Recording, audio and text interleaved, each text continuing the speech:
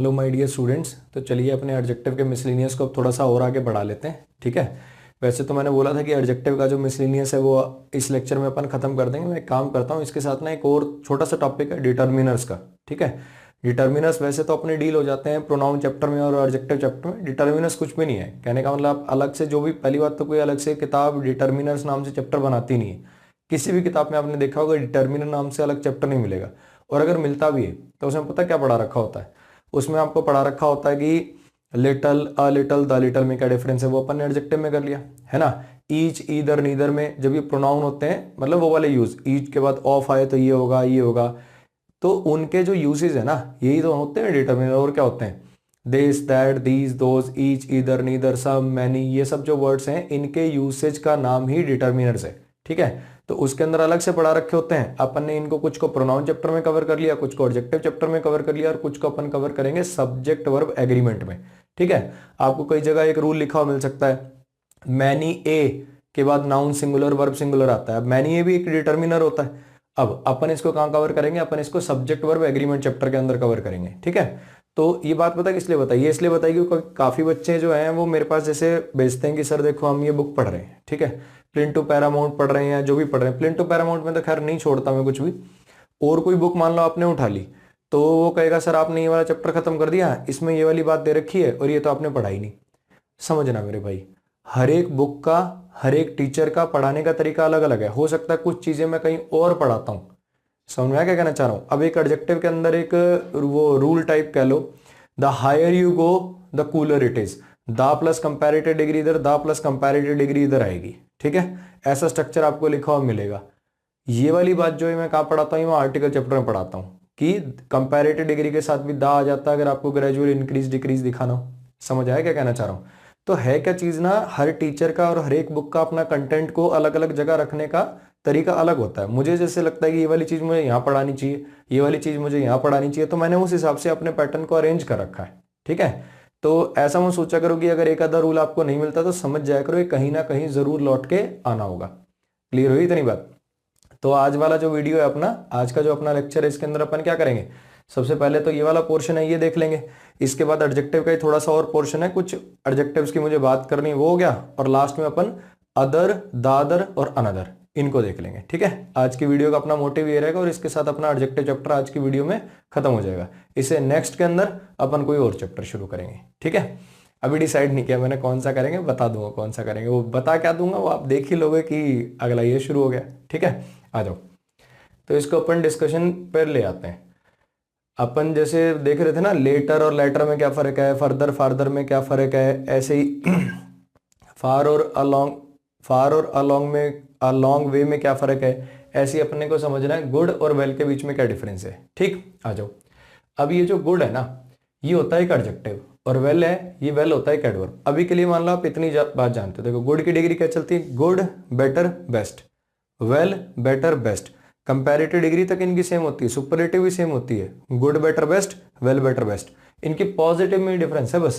Positive में ये good, मतलब एडजेक्टिव में ये गुड रहता है और ये एडवर्ब एक वेल हो जाता है, ठीक। गुड एक एडजेक्टिव और वेल एक एडवर्ब है। अब इसको यूज कैसे करते हैं, मतलब ये बात तो अपन ने जान ली, इसके बेस पे एरर कैसे आता है। एरर आता है जी ऐसे, इस सेंटेंस को अपन ब्रेक कर लेते हैं, ठीक है। एक काम करोगे क्या, तुम ब्रेक करोगे क्या, एक काम करो, इन सारे के सारे सेंटेंसेस को एक बार पढ़ लो और ब्रेक कर लो। काफी सारे सेंटेंसेस है बोर्ड पे, आराम से पढ़ लो और ब्रेक कर लो, पॉज करके वीडियो को, फिर मैं मिलता हूं आपके साथ दोबारा, ठीक है। करो इसको,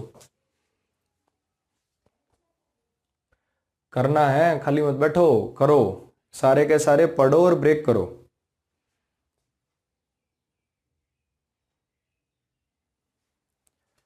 आ जाओ जी, कर लें शुरू।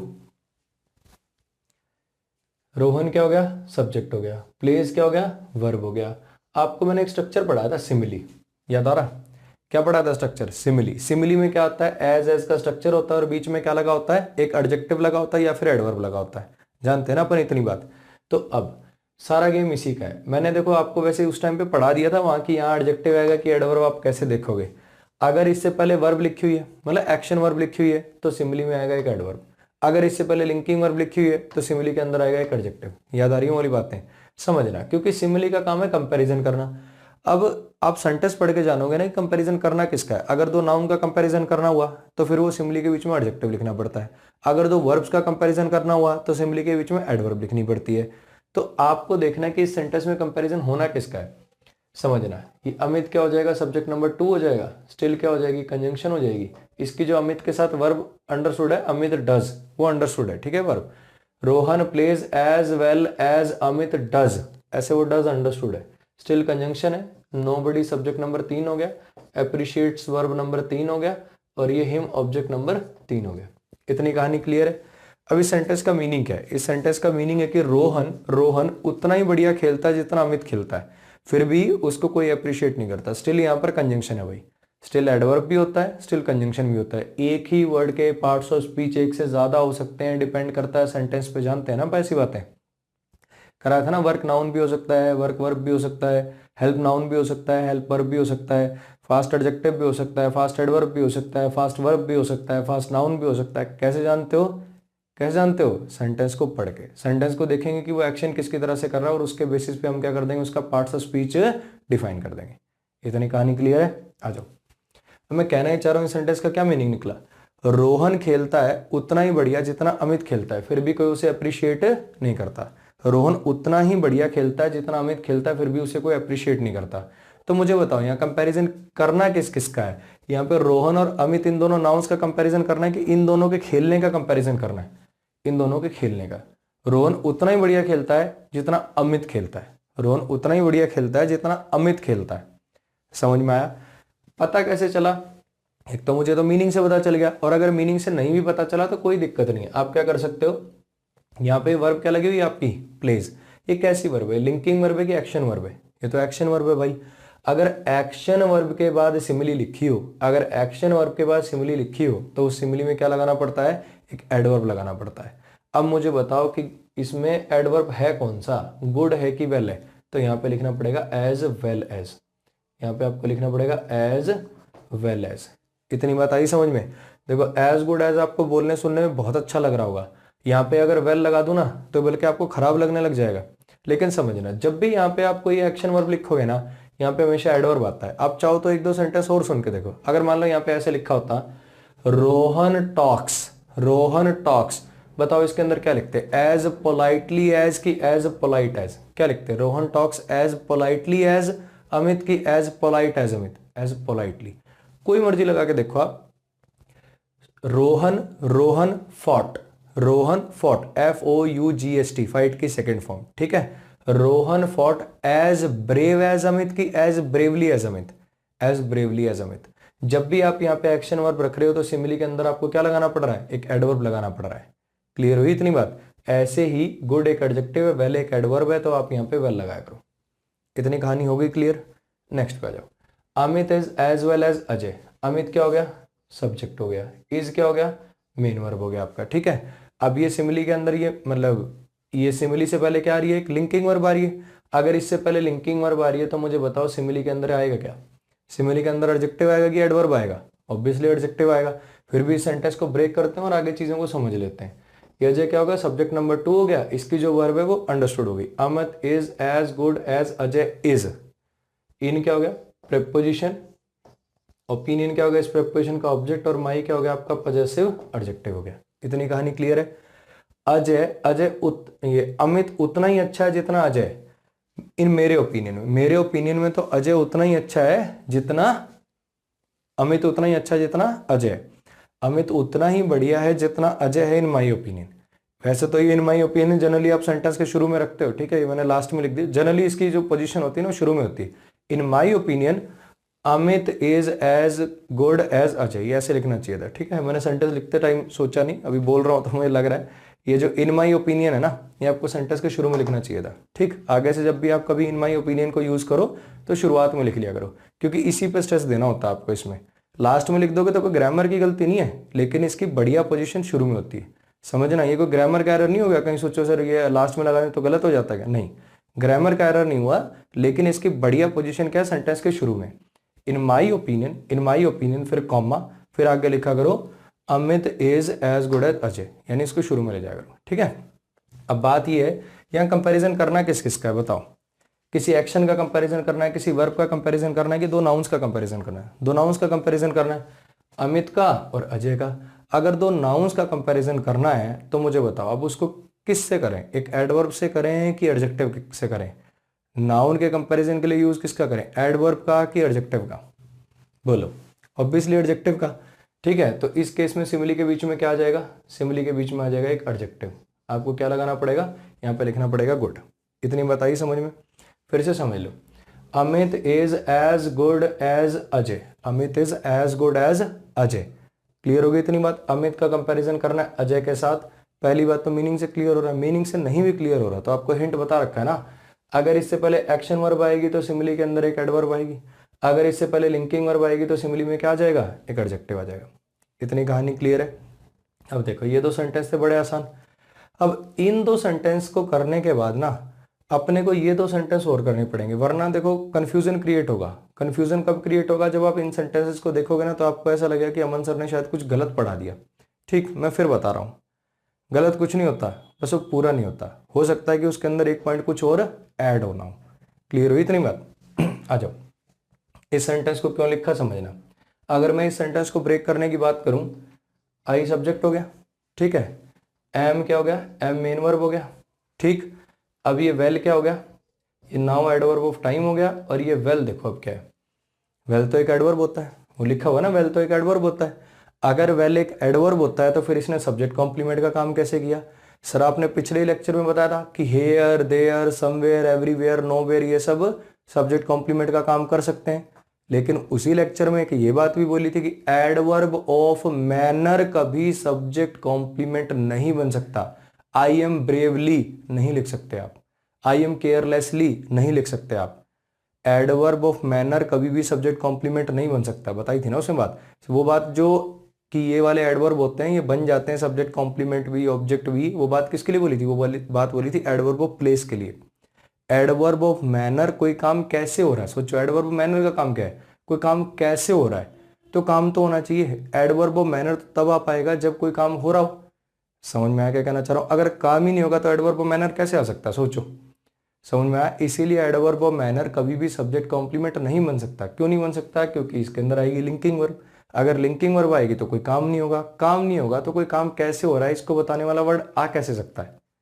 क्लियर होगी इतनी बात? समझना। तो अब अगर ये लिंकिंग वर्ब आई तो लिंकिंग वर्ब के बाद तो मुझे सब्जेक्ट कॉम्प्लीमेंट चाहिए, सब्जेक्ट कॉम्प्लीमेंट चाहिए, उस काम को एडवर्ब तो परफॉर्म नहीं कर सकता। फिर भी यहाँ पे वेल लिखा हुआ है, और आप में से 99% बच्चों को तो जरूर पता है कि ये सेंटेंस सही है, ये सेंटेंस 100% सही है, आई एम वेल नाउ। क्यों ठीक हो रहा पता है? क्योंकि अब ये वेल एडजेक्टिव की तरह से काम करेगा, क्योंकि अब ये वेल एडजेक्टिव की तरह से काम करेगा। सर आपने तो लिखा था कि वेल एडवर्ब होता है, जी हाँ वेल एडजेक्टिव भी होता है, लेकिन उसकी एक कंडीशन है, सिर्फ लिंकिंग वर्ब के बाद। वेल एडजेक्टिव हो सकता है सिर्फ लिंकिंग वर्ब के बाद। मैंने आपको एक बात बोली थी, देखो मैं मान लो कोई वर्ड पढ़ा कर छोड़ दूं, मैंने पढ़ा कर छोड़ दिया कि वेल एडवर्ब है, मैंने पढ़ा के क्या छोड़ दिया, वेल एडवर्ब। मान लो ये सेंटेंस ना भी कराता, ठीक है, तो दूसरी बार मेरे से पूछने से पहले कि सर आपने तो पढ़ाया था ये एडवर्ब है, ये तो एडजेक्टिव दिखा रहा है, एक बार खुद से थोड़ी सी एक चीज मेरे कहने से एक रिक्वेस्ट है, ये काम कर लिया करो कि आप डिक्शनरी में ना उस वर्ड को टाइप कर लिया करो, ठीक है। डिक्शनरी में आप टाइप करोगे तो ये एडजेक्टिव भी दिखाएगा। अब जब वो एडजेक्टिव दिखा रहा है ना तो ये देखा करो कहीं ऐसा तो नहीं कि इसका मीनिंग चेंज हो गया, कहीं ऐसा तो नहीं कि इसमें ग्रामर का कुछ चेंज आ गया। समझना, समझ आया क्या कहना चाह रहा हूं? अब मैंने मान पढ़ा दिया कि वर्ब ट्रांजिटिव होती है, ठीक है, डिक्शनरी में टाइप करेंगे, फिर देखेंगे सर ये तो इंट्रांजिटिव भी लिख रखी है। भाई 99% वर्ब में आपको ट्रांजिटिव इंट्रांजिटिव दोनों लिखा हुआ मिलेगा, लेकिन समझना उसका मीनिंग चेंज हो गया होगा। मुझे बताओ इस वेल का और इस वेल का मीनिंग एक ही है क्या? इस वेल का मीनिंग था बढ़िया और इस वेल का मीनिंग है स्वस्थ। मैं अब बढ़िया हूं कि मैं अब स्वस्थ हूं? मैं अब स्वस्थ हूं। आया समझ में? यहां पे वेल का मीनिंग चेंज हो गया। वेल एक एडजेक्टिव की तरह से काम कर सकता है, कोई दिक्कत नहीं है वेल के एडजेक्टिव की तरह से काम करने में, लेकिन तब इसका मीनिंग चेंज हो जाता है, और तब ये किसके बाद लिखा जाता है? लिंकिंग वर्ब के बाद। फिर से एक बार सारी राम कहानी दोबारा देख लो। अपन ने पढ़ा क्या कि गुड एक एडजेक्टिव है, वेल एक एडवर्ब है। अब यहाँ पे सिमिली लिखनी थी मुझे, सिमिली से पहले एक्शन वर्ब आ रही थी, एक्शन वर्ब आ रही तो एक्शन का कंपैरिजन होगा, तो यहाँ पे एडवर्ब लिख दिया। यहाँ पे सिमिली से पहले लिंकिंग वर्ब आ रही थी, तो लिंकिंग वर्ब के केस में तो नाउन्स का कंपैरिजन होगा, तो यहाँ पे मैंने एडजेक्टिव लिख दिया। यहाँ पे अपन ने क्या पढ़ लिया कि गुड एक एडजेक्टिव और वेल एक एडवर्ब है, लेकिन ऐसा पढ़ने से दिक्कत आई ना यार। अपने को दिक्कत क्या आई कि अपने को ये सेंटेंस भी दिखा, जब ये सेंटेंस दिखा तो मैंने देखा कि लिंकिंग और के बाद सर आपने वेल लिख दिया, और मुझे पता ही लिंकिंग और के बाद तो क्या आते हैं, सब्जेक्ट कॉम्प्लीमेंट आते हैं, और एडवर्ब सब्जेक्ट कॉम्प्लीमेंट नहीं बन सकता। एडवर्ब वो प्लेस भले ही बनता हो, लेकिन एडवर्ब वो मैनर तो किसी कीमत पे सब्जेक्ट कॉम्प्लीमेंट नहीं बनेगा। यहाँ पे ये बन रहा है, क्यों बन रहा है? क्योंकि यहाँ पे एडवर्ब है ही नहीं, ये है ही एडजेक्टिव। सर आपको क्या सपने आए कि एडजेक्टिव है? भाई पढ़ना पड़ता, जानना पड़ता, दो चीजें और जाननी पड़ेंगी। आज नई बात क्या जान गए कि वेल एडजेक्टिव भी बन जाता है, लेकिन तब इसके और इसके मीनिंग में डिफरेंस होता है। इसका मीनिंग है बढ़िया और इसका मीनिंग है स्वस्थ। वेल एक एडजेक्टिव की तरह से काम कर सकता है जब ये लिंकिंग और के बाद लिखा हो, और तब इसका मीनिंग बढ़िया नहीं, तब इसका मीनिंग होता है स्वस्थ। I am healthy now. Clear होगी इतनी बात? तब इसका मीनिंग क्या हो जाता? हेल्दी। इतनी कहानी क्लियर है। अब छोटी सी आपको और बात भी समझनी पड़ेगी, आ जाओ जरा इस पे।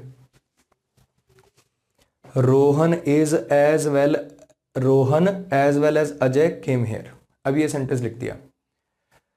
अब यहाँ पे रोहन है और यहाँ पे क्या है, अजय है। ठीक है, यहाँ पे रोहन है और यहाँ पे अजय है, दो नाउन के बीच में लिख रखा है। बताओ यहाँ पे एज गुड एज लिख कर दूं क्या? Rohan as good as Ajay. बोलो क्या करें? बताओ बताओ।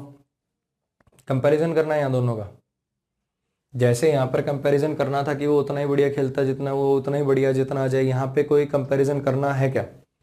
यहाँ पे कंपैरिजन नहीं करना। समझ में आया? ये एज वेल एज और ये एज वेल एज अलग अलग हैं। ठीक, समझो। इसको कहते हैं एक सिमिली। इसके अंदर आप कुछ और एडवर्ब भी लगा सकते हो ना, यहाँ अपने साथ कोई धक्का थोड़ी कि वैल्यू लगाना है। Rohan plays as well as Amit. Rohan plays as क्या बोलते हैं उसको, bravely as Amit. Rohan plays as extraordinarily as Amit. कोई मर्जी एडवर्ब लगाओ यहाँ पे, कोई मर्जी एडवर्ब लगाओ आप यहाँ पे। Rohan plays as fast as Amit, वो फास्ट एडवर्ब हो जाएगा। आप कुछ मर्जी लिखो यहाँ पे, आप यहाँ पे कोई भी एडवर्ब लगा सकते हो। इस सिमिली के अंदर आपको कंडीशन कभी ये बताई मैंने, सिमिली के अंदर एडवर्ब हमेशा वैली आता है? नहीं।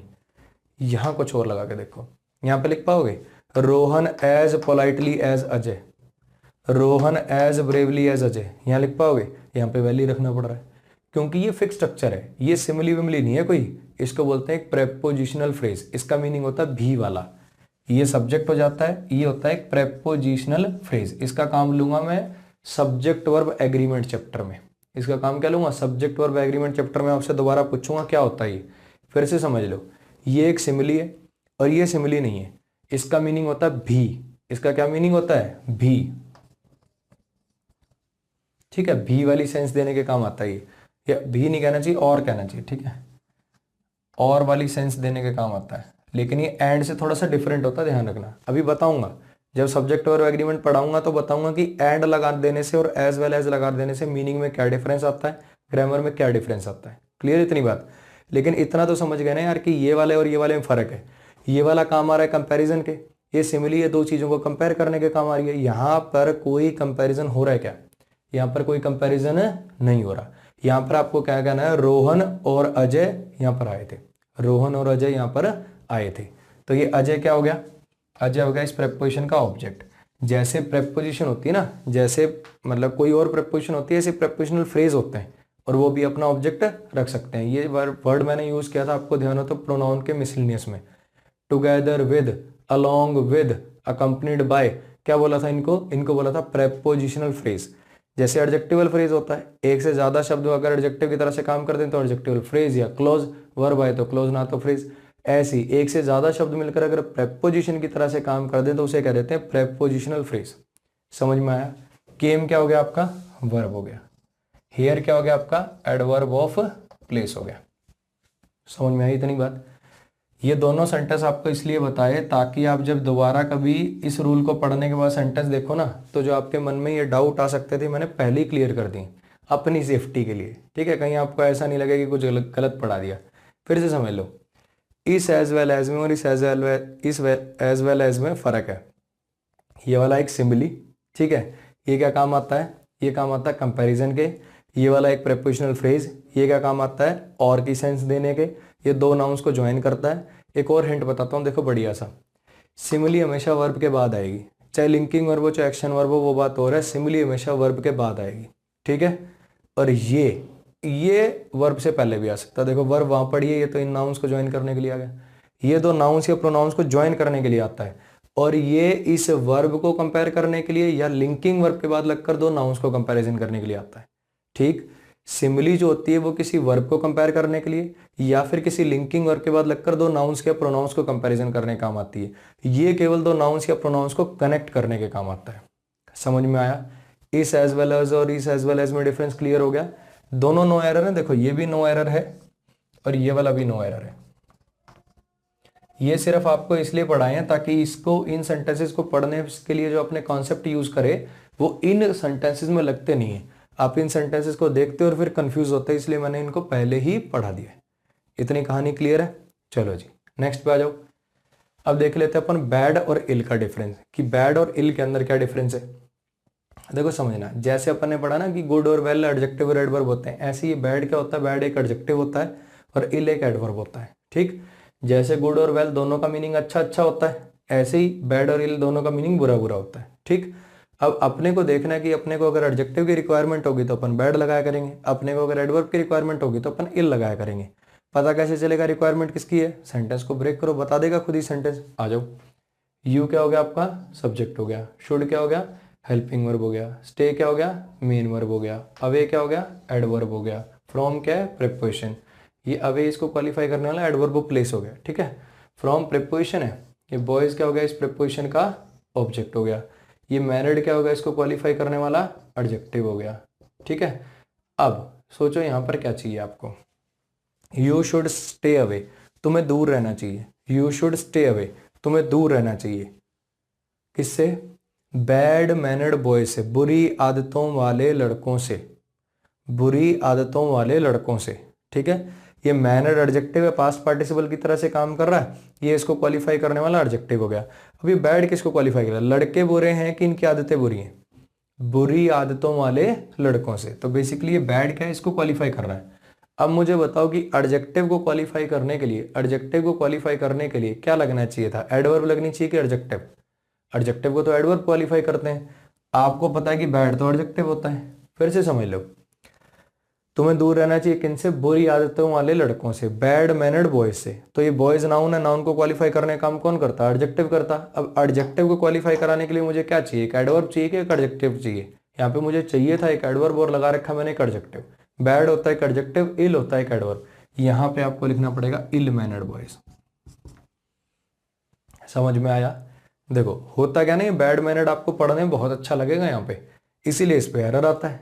पोल वो जो होते हैं ना बालक, पढ़ के देखेंगे यहाँ अटपटा सा लग रहा है, टिका दे, वो पढ़ के देखो उनको इल अटपटा लगेगा उल्टा। अगर मैं इल लिख के दे देता तो काट के बैठ कर ही आते हो।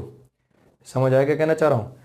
You should stay away from ill mannered boys आएगा, ना कि बैड मैनर्ड बॉयज। बॉयज को क्वालिफाई करने वाला ये एडजेक्टिव है, एडजेक्टिव क्वालिफाई कराना तो एडवर्ब चाहिए, एडवर्ब है इल, एडजेक्टिव है बैड।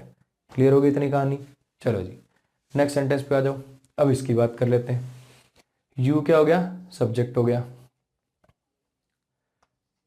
शुड क्या हो गया? हेल्पिंग वर्ब हो गया। लुक क्या हो गया? मेन वर्ब हो गया।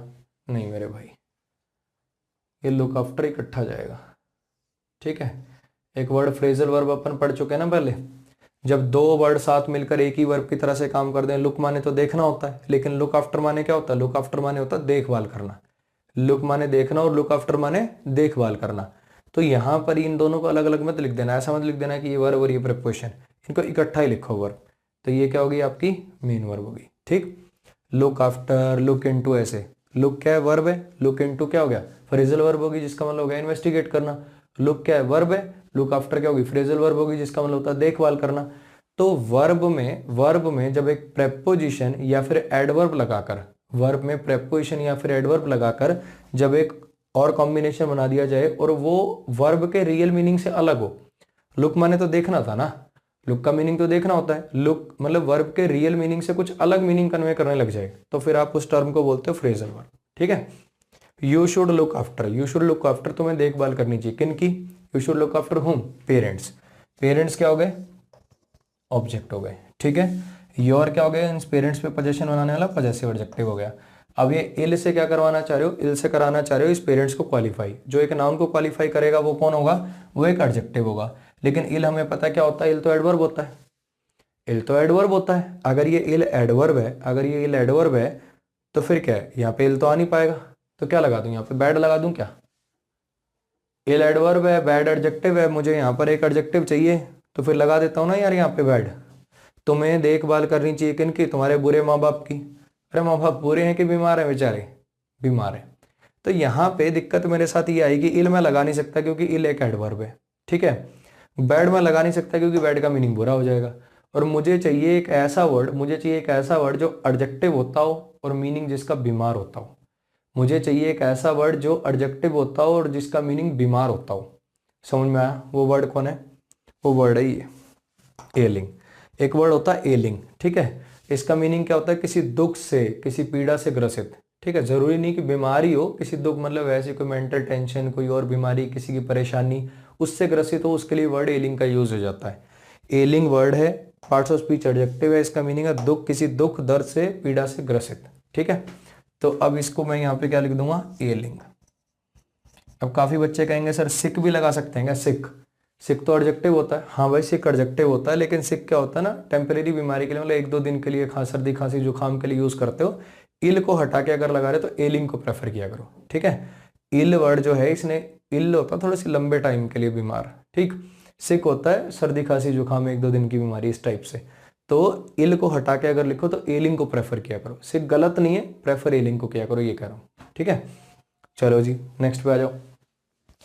अब ये 2 सेंटेंस पढ़ दिए, फिर वही समस्या आएगी। कभी ना कभी जीवन में तुम ये सेंटेंस भी पढ़ोगे और फिर तुम उठा के कॉपी लेके आओगे, या मेरे पास कॉपी उठा के तो नहीं लेके आ सकते, ऑफलाइन वाले नहीं हो तुम क्या करोगे, तुम व्हाट्सएप पे मैसेज करोगे। समझना, इल ना एडजेक्टिव भी होता है। इल का पार्ट्स ऑफ स्पीच, अब तुम इल को टाइप करोगे डिक्शनरी में और फिर कहोगे सर इल तो एडजेक्टिव भी होता है, आपने तो पढ़ाया था सिर्फ एडवर्ब होता है। हाँ भाई एडजेक्टिव भी होता है, लेकिन जब ये एडजेक्टिव होता है और जब ये एडवर्ब होता है, दोनों के मीनिंग में डिफरेंस है और दोनों के ग्रामर में भी डिफरेंस है। इल जब एडवर्ब होता है जब इसका मीनिंग होता है बुरा, इल जब एडजेक्टिव होता है जब इसका मीनिंग होता है बीमार। और ये बीमार वाली जो सेंस है वो सिर्फ तब दे सकता है जब ये लिंकिंग वर्ब के बाद लगाया जाए। जैसे ये वेल जो था, ये एडजेक्टिव सिर्फ तब हो सकता है जब इसको लिंकिंग वर्ब के बाद यूज करें और तब इसका मीनिंग हो जाता है स्वस्थ। ऐसे ये इल जो है, ये एडजेक्टिव सिर्फ तभी हो सकता है जब ये लिंकिंग वर्ब के बाद लगाया जाए और तब इसका मीनिंग हो जाएगा बीमार। इस सेंटेंस से इस बात को समझेंगे। आई क्या हो गया, सब्जेक्ट हो गया। एम क्या हो गया, मेन वर्ब हो गया। इल क्या हो गया, इल इस वर्ब बनेगा एडजेक्टिव, काम करेगा सब्जेक्ट कॉम्प्लीमेंट का। मुझे बताओ यहाँ इसका मीनिंग बुरा है क्या, यहाँ इसका मीनिंग बुरा तो नहीं, यहाँ तो इसका मीनिंग बीमार है। अगर बीमार मीनिंग चाहिए और चाहिए एडजेक्टिव तो भी इल का यूज हो सकता है, तो सर आपने यहाँ क्यों नहीं किया। यहाँ भी आपको एडजेक्टिव चाहिए था, एडजेक्टिव चाहिए था, मीनिंग बीमार चाहिए था, तो यहाँ इल क्यों नहीं रख लिया। मेरे भाई यहाँ पर लिंकिंग वर्ब नहीं है, इल लुक आफ्टर कोई लिंकिंग वर्ब नहीं है। इल जो है एडजेक्टिव बन सकता है लेकिन ओनली आफ्टर लिंकिंग वर्ब, सिर्फ और सिर्फ लिंकिंग वर्ब के कॉम्प्लीमेंट के तौर पे लिखना हो तभी ये एडजेक्टिव का मीनिंग, मतलब एडजेक्टिव इसका पार्ट्स ऑफ स्पीच हो सकता है, तभी ये मीनिंग बीमार दे सकता है, वरना नहीं। समझ में आया। तो इल क्या हो गया, इल एक एडजेक्टिव हो गया, पार्ट्स ऑफ स्पीच एडजेक्टिव है, काम सब्जेक्ट कॉम्प्लीमेंट कर रहा, मीनिंग बीमार है, ठीक है। सो क्या हो गया, कंजंक्शन हो गया, आई सब्जेक्ट हो गया, कैन हेल्पिंग वर्ब है, नॉट एडवर्ब ऑफ नेगेशन है, अटेंड मेन वर्ब है और ये सेमिनार इसका ऑब्जेक्ट है। क्लियर हो गई इतनी बात। ये जो है बाद में बताएंगे ना बातें कि इल एडजेक्टिव भी हो जाता है अगर लिंकिंग वर्ब के बाद लगाएं, वेल एडजेक्टिव भी हो जाता है अगर इसको लिंकिंग वर्ब के बाद लगाएं, और इनके मीनिंग चेंज हो जाते हैं। इन सब बातों को थोड़ा सा ध्यान में रखना, ठीक है मेरे भाई। तो आप इसको बढ़िया से नोट कर लो, जिसको नहीं समझ आया थोड़ा सा रिवाइज कर लो पीछे जाके, और फिर मैं मिलता हूँ आपके साथ नेक्स्ट कॉन्सेप्ट के साथ, ठीक। इसको देख लो।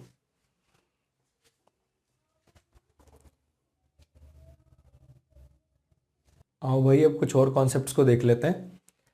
ये एक्चुअली छोटे छोटे कॉन्सेप्ट्स हैं। अब देखो छोटे छोटे कुछ ऐसे कॉन्सेप्ट्स होते हैं जो एरर स्पेसिफिक होते हैं, मतलब किसी पर्टिकुलर एरर में वो अप्लाई होता है। कोई इतना बड़ा कॉन्सेप्ट नहीं होता कि उसमें बहुत सारे एरर्स अपने को करने पड़े। समझ आएगा कहना चाह रहा हूँ।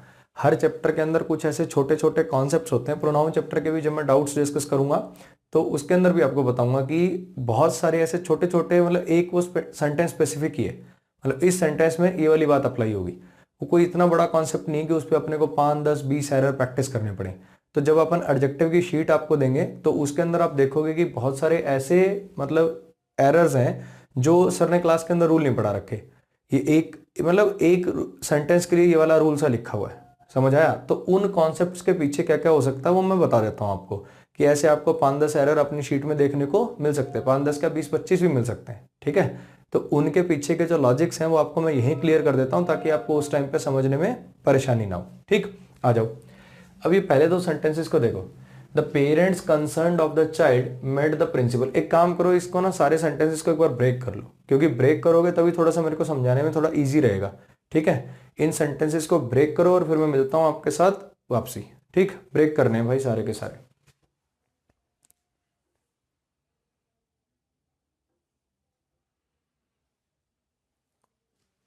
आ जाओ जी, कर लें शुरू। पहले सेंटेंस को देखते हैं, ठीक है? अब ये पेरेंट्स क्या हो गया? सब्जेक्ट हो गया। अब एक छोटी सी चीज समझना, ऑफ प्रेपोजिशन है, चाइल्ड इस प्रेपोजिशन का ऑब्जेक्ट है, ठीक है? ये लिख दिया एक मैंने। मेट क्या है? वर्ब है। किससे मिले? प्रिंसिपल से मिले।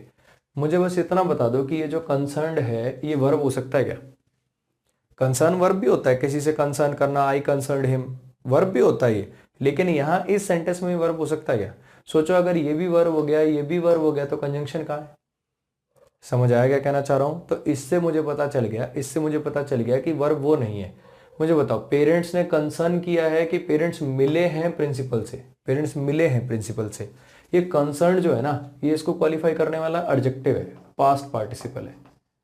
ये इसको क्वालिफाई करने वाला क्या है? एडजेक्टिव है, पास्ट पार्टिसिपल है। इतनी बात आई समझ में? ऐसे इस सेंटेंस को देखो। अब आई सब्जेक्ट है, डोंट हेल्पिंग वर्ब है, not adverb of negation, do helping verb है, नॉट एडवर्ब ऑफ नेगेशन है, एनीथिंग क्या हो गया? इसका ऑब्जेक्ट हो गया, पार्ट्स ऑफ स्पीच प्रोनाउन हो गया, अबाउट प्रेपोजिशन है, दिस क्या हो गया? इसका ऑब्जेक्ट हो गया, सो क्या है? कंजंक्शन है, यू सब्जेक्ट है, शुड हेल्पिंग वर्ब है, मीट मेन वर्ब है, ऑफिसर इसका ऑब्जेक्ट है, और यहां पर भी ये कंसर्न्ड क्या है? इसको क्वालिफाई करने वाला एडजेक्टिव हो गया। इतनी कहानी क्लियर है? यहाँ पे भी मैंने एक कंसर्न्ड एडजेक्टिव का यूज लिया और यहाँ पे भी मैंने कंसर्न्ड एडजेक्टिव का यूज लिया। तो कॉन्सेप्ट क्या है देखो समझना। कुछ ऐसे एडजेक्टिव्स होते हैं इंग्लिश के अंदर जो अगर अपन उनकी पोजीशन चेंज कर देना तो उनका मीनिंग चेंज हो जाता है। कुछ ऐसे एडजेक्टिव हैं इंग्लिश के अंदर, जब अपन उनकी पोजीशन चेंज करते हैं तो उनका मीनिंग चेंज हो जाता है। समझ में आया क्या कहना चाह रहा हूँ? अब ज्यादा नहीं है, कुछ ही है, मतलब वो सेंटेंस टू सेंटेंस वेरी करेगा। ठीक, ये कुछ है, वो आपको जब अपन शीट प्रैक्टिस करेंगे तो उसके अंदर आपको डिफरेंट अलग अलग एरर्स के अंदर वो चीज आपकी कॉन्सेप्ट में वैसे ही रिवाइज हो जाएगी। ये मैंने आपको सिर्फ इसलिए बता दिया ताकि जब आप शीट लगाओ ना तो आपको ऐसे नहीं लगे कि ये कॉन्सेप्ट तो क्लास में हुए ही नहीं है। ठीक है, इसके पीछे का लॉजिक क्या समझना। ये जो कंसर्न है ना, कंसर्न, ये एक ऐसा एडजेक्टिव है, इसकी जब अपन पोजीशन चेंज करते हैं तो इसका मीनिंग चेंज होता है। समझना कैसे। कंसर्न को जब आप लगाते हो नाउन से पहले, कंसर्न को अगर आप लगा दो नाउन से पहले, तब इसका मीनिंग क्या हो जाता है? तब इसका मीनिंग हो जाता है परेशान। कंसर्न को अगर नाउन से पहले लगाओ तो इसका मीनिंग हो जाएगा वरिड, मतलब परेशान, किसी चीज के लिए चिंतित। ठीक है, अब और अगर आप कंसर्न को लगा दो नाउन के बाद, अगर आप कंसर्न को लगा दो नाउन के बाद, तब इसका मीनिंग हो जाता है किसी चीज से रिलेटेड, किसी चीज से संबंधित। आया समझ में? अब समझना। The parents concerned of the child met the principal. अब इसका मीनिंग क्या है? संबंधित पेरेंट्स प्रिंसिपल से मिले कि परेशान जो चिंतित पेरेंट्स थे वो मिले प्रिंसिपल से, जो चिंतित थे। ठीक है, प्रिंसिपल से मिलने गए, बच्चे के नंबर अच्छे नहीं आ रहे होंगे, समझ में आया? नंबर बच्चे के खराब आ रहे हैं या उसको स्कूल में कोई परेशान कर रहा है तो उससे मिलने चले गए प्रिंसिपल से, जो परेशान पेरेंट्स थे। अब देखो, पेरेंट्स के बाद अगर कंसर्न लगाओगे तो इसका मीनिंग हो जाएगा संबंधित, रिलेटेड टू समथिंग। ठीक है, और अगर इसको पहले लगाओगे तो इसका मीनिंग हो जाएगा परेशान। द कंसर्न्ड पेरेंट्स, कंसर्न का मीनिंग है परेशान, जब आप इसको वर्ब से पहले लगाते हो। ठीक है, तब इसका मीनिंग होता है रिलेटेड, वरिड। और अगर आप इसको नाउन से, नाउन बोल रहा हूँ कि वर्ब बोल रहा हूँ, चलो धीरे धीरे बोलता हूँ। ठीक है, फिर से समझना। कंसर्न्ड को नाउन से पहले लगाएं तब इसका मीनिंग हो जाता है वरिड, माने परेशान। कंसर्न्ड को जब नाउन से बाद लगाते हैं तब इसका मीनिंग हो जाता है रिलेटेड, माने संबंधित। इतनी कहानी क्लियर है? तो यहाँ बताओ मुझे मीनिंग क्या चाहिए? मुझे यहाँ पर परेशान मीनिंग चाहिए कि मुझे यहाँ पे रिलेटेड मीनिंग चाहिए? बच्चे से तो यार माँ बाप रिलेटेड ही होंगे ना, बच्चे से तो माँ बाप संबंधित ही होंगे, इन्हीं का बच्चा तो संबंधित तो है ही, और किसी का बच्चा थोड़ी उठा लाए। तो संबंधित तो होंगे, तो बच्चे और इसके बीच संबंधित कैसे लिख पाओगे? यहाँ पे आपको लिखना पड़ेगा परेशान। जो वरीड पेरेंट्स थे वो मिले किससे? प्रिंसिपल से मिले। इतनी कहानी क्लियर है। अब इस सेंटेंस पे आओ, तो ये कंसर्न उठा के कहाँ लगाना पड़ेगा आपको? यहाँ लगाना पड़ेगा, तब ये अपना सही मीनिंग कन्वे करेगा। अब इस पे आओ, आप गए मान लो किसी ऑफिस में, ठीक है, जैसे मान लो मेरी बात कर लो, ठीक है, मैं इनकम टैक्स में काम कर रहा, अब एक बंदा आया मेरे पास, अब मैं देखता हूँ मान लो पैन कार्ड वाला डिपार्टमेंट, भी पैन कार्ड अलॉट करने का ये सब काम, ये सब मैं देखता हूँ, ठीक है। वो मेरे पास आया, कहता सर मैंने ये रिटर्न भरी थी 2014 की, अभी तक मेरा रिफंड नहीं आया। तो मैं उसको क्या कर रहा हूँ, सर समझो मेरा डिपार्टमेंट पैन कार्ड का है, मेरे को उस बारे में नॉलेज नहीं है, ठीक है, I don't know anything about this, मुझे इस बारे में कुछ पता नहीं है, सो यू शुड मीट, तो आपको मिलना चाहिए, आपको मिलना चाहिए परेशान ऑफिसर से। आपको किससे मिलना चाहिए? आपको परेशान ऑफिसर से मिल लेना चाहिए। परेशान ऑफिसर से मिलना चाहिए कि संबंधित ऑफिसर से मिलना चाहिए? आपको मिलना चाहिए संबंधित ऑफिसर से, जो इस काम से संबंधित हो। समझ में आया? मुझे इस बारे में कुछ नहीं पता, तो आपको संबंधित ऑफिसर से मिलना चाहिए। आपको यहाँ पे कंसर्न का मीनिंग चाहिए रिलेटेड, किसी चीज से संबंधित, तो आपको कंसर्न को उठा के कहाँ लिखना पड़ेगा? यहाँ लिखना पड़ेगा। समझ में आ गया? फिर से देखो समझा देता हूँ, यहाँ नीचे लिख भी देता हूँ कि अगर कंसर्न्ड को आप नाउन से पहले लिखोगे, कंसर्न्ड को अगर आप नाउन से पहले लिखोगे तो इस कंसर्न्ड का उस केस में मीनिंग हो जाता है वरीड, चिंतित, परेशान, ठीक है। और अगर आप कंसर्न्ड को नाउन के बाद लिखोगे,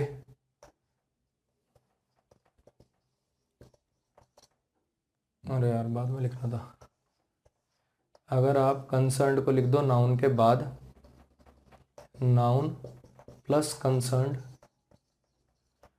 तब इस कंसर्न्ड का मीनिंग हो जाता है रिलेटेड, किसी चीज से संबंधित।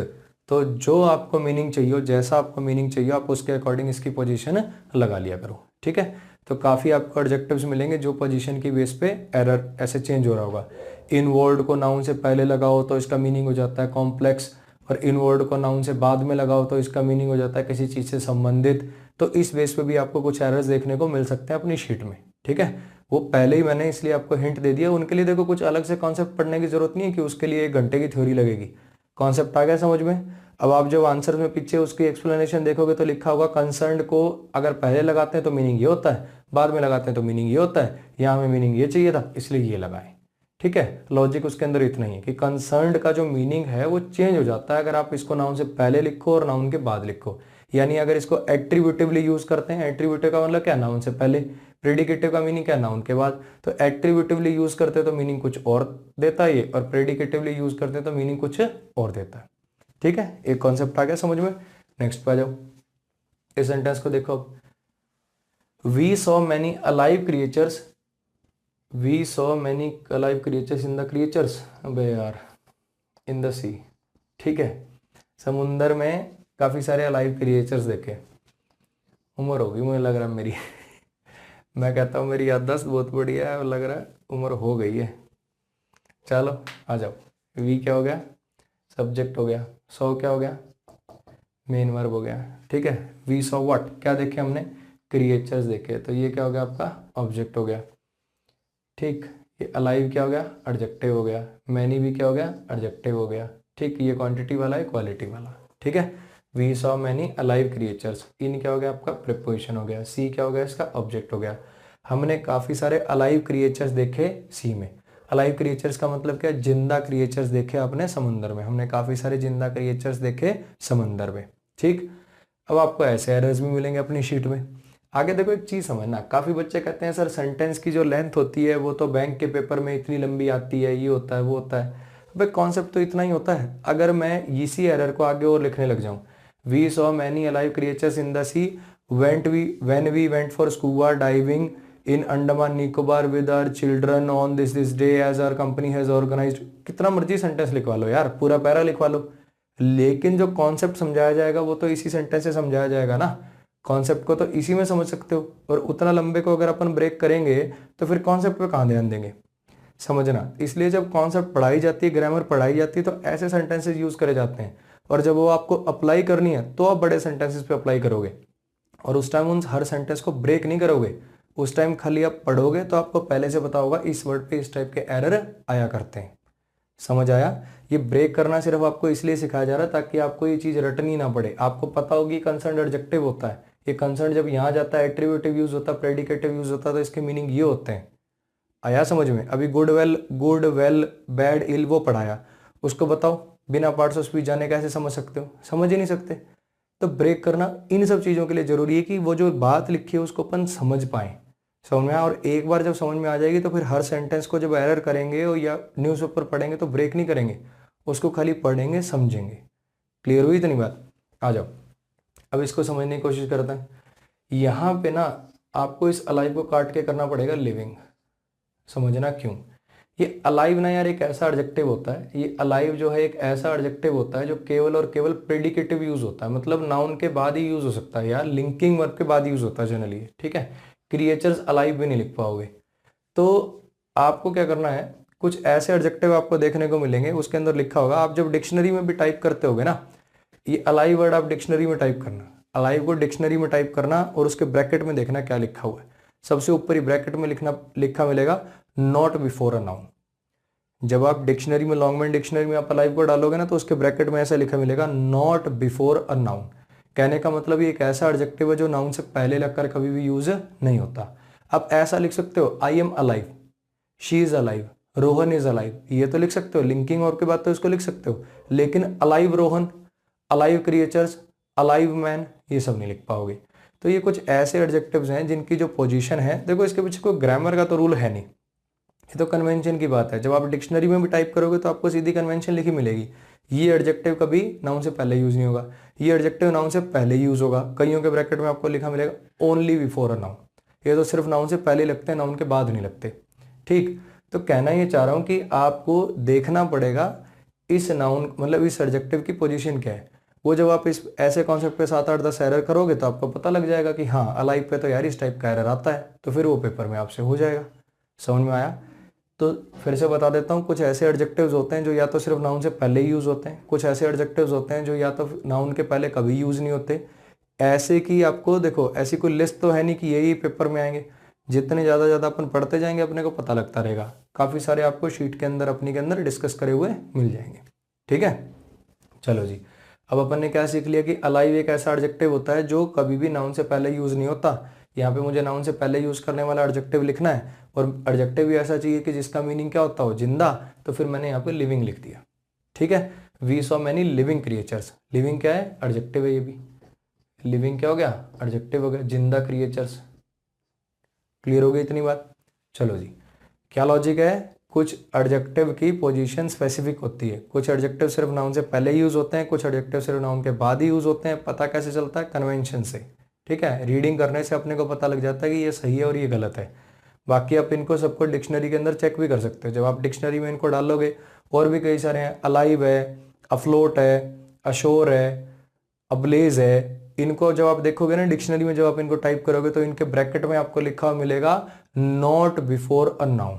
ठीक है, ऐसे एडजेक्टिव्स अपने को देखने रहते हैं। ठीक है, आ जाओ अगला जो कॉन्सेप्ट है, Rohan has a very extensible knowledge of this subject. Rohan क्या हो गया आपका, सब्जेक्ट हो गया, हैज़ क्या हो गया आपका, मेन वर्ब हो गया।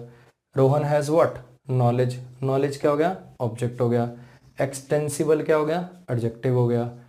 और ये वेरी क्या हो गया, एडवर्ब हो गया। ये ए क्या हो गया, आर्टिकल हो गया। ऑफ क्या हो गया, प्रीपोजिशन हो गया। सब्जेक्ट क्या हो गया, इसका ऑब्जेक्ट हो गया। दिस सब, ये क्या हो गया, इसका डेमोन्स्ट्रेटिव एडजेक्टिव हो गया। ठीक है, अभी मैंने क्या बोला, सब्जेक्ट क्या हो गया, इसका ऑब्जेक्ट हो गया।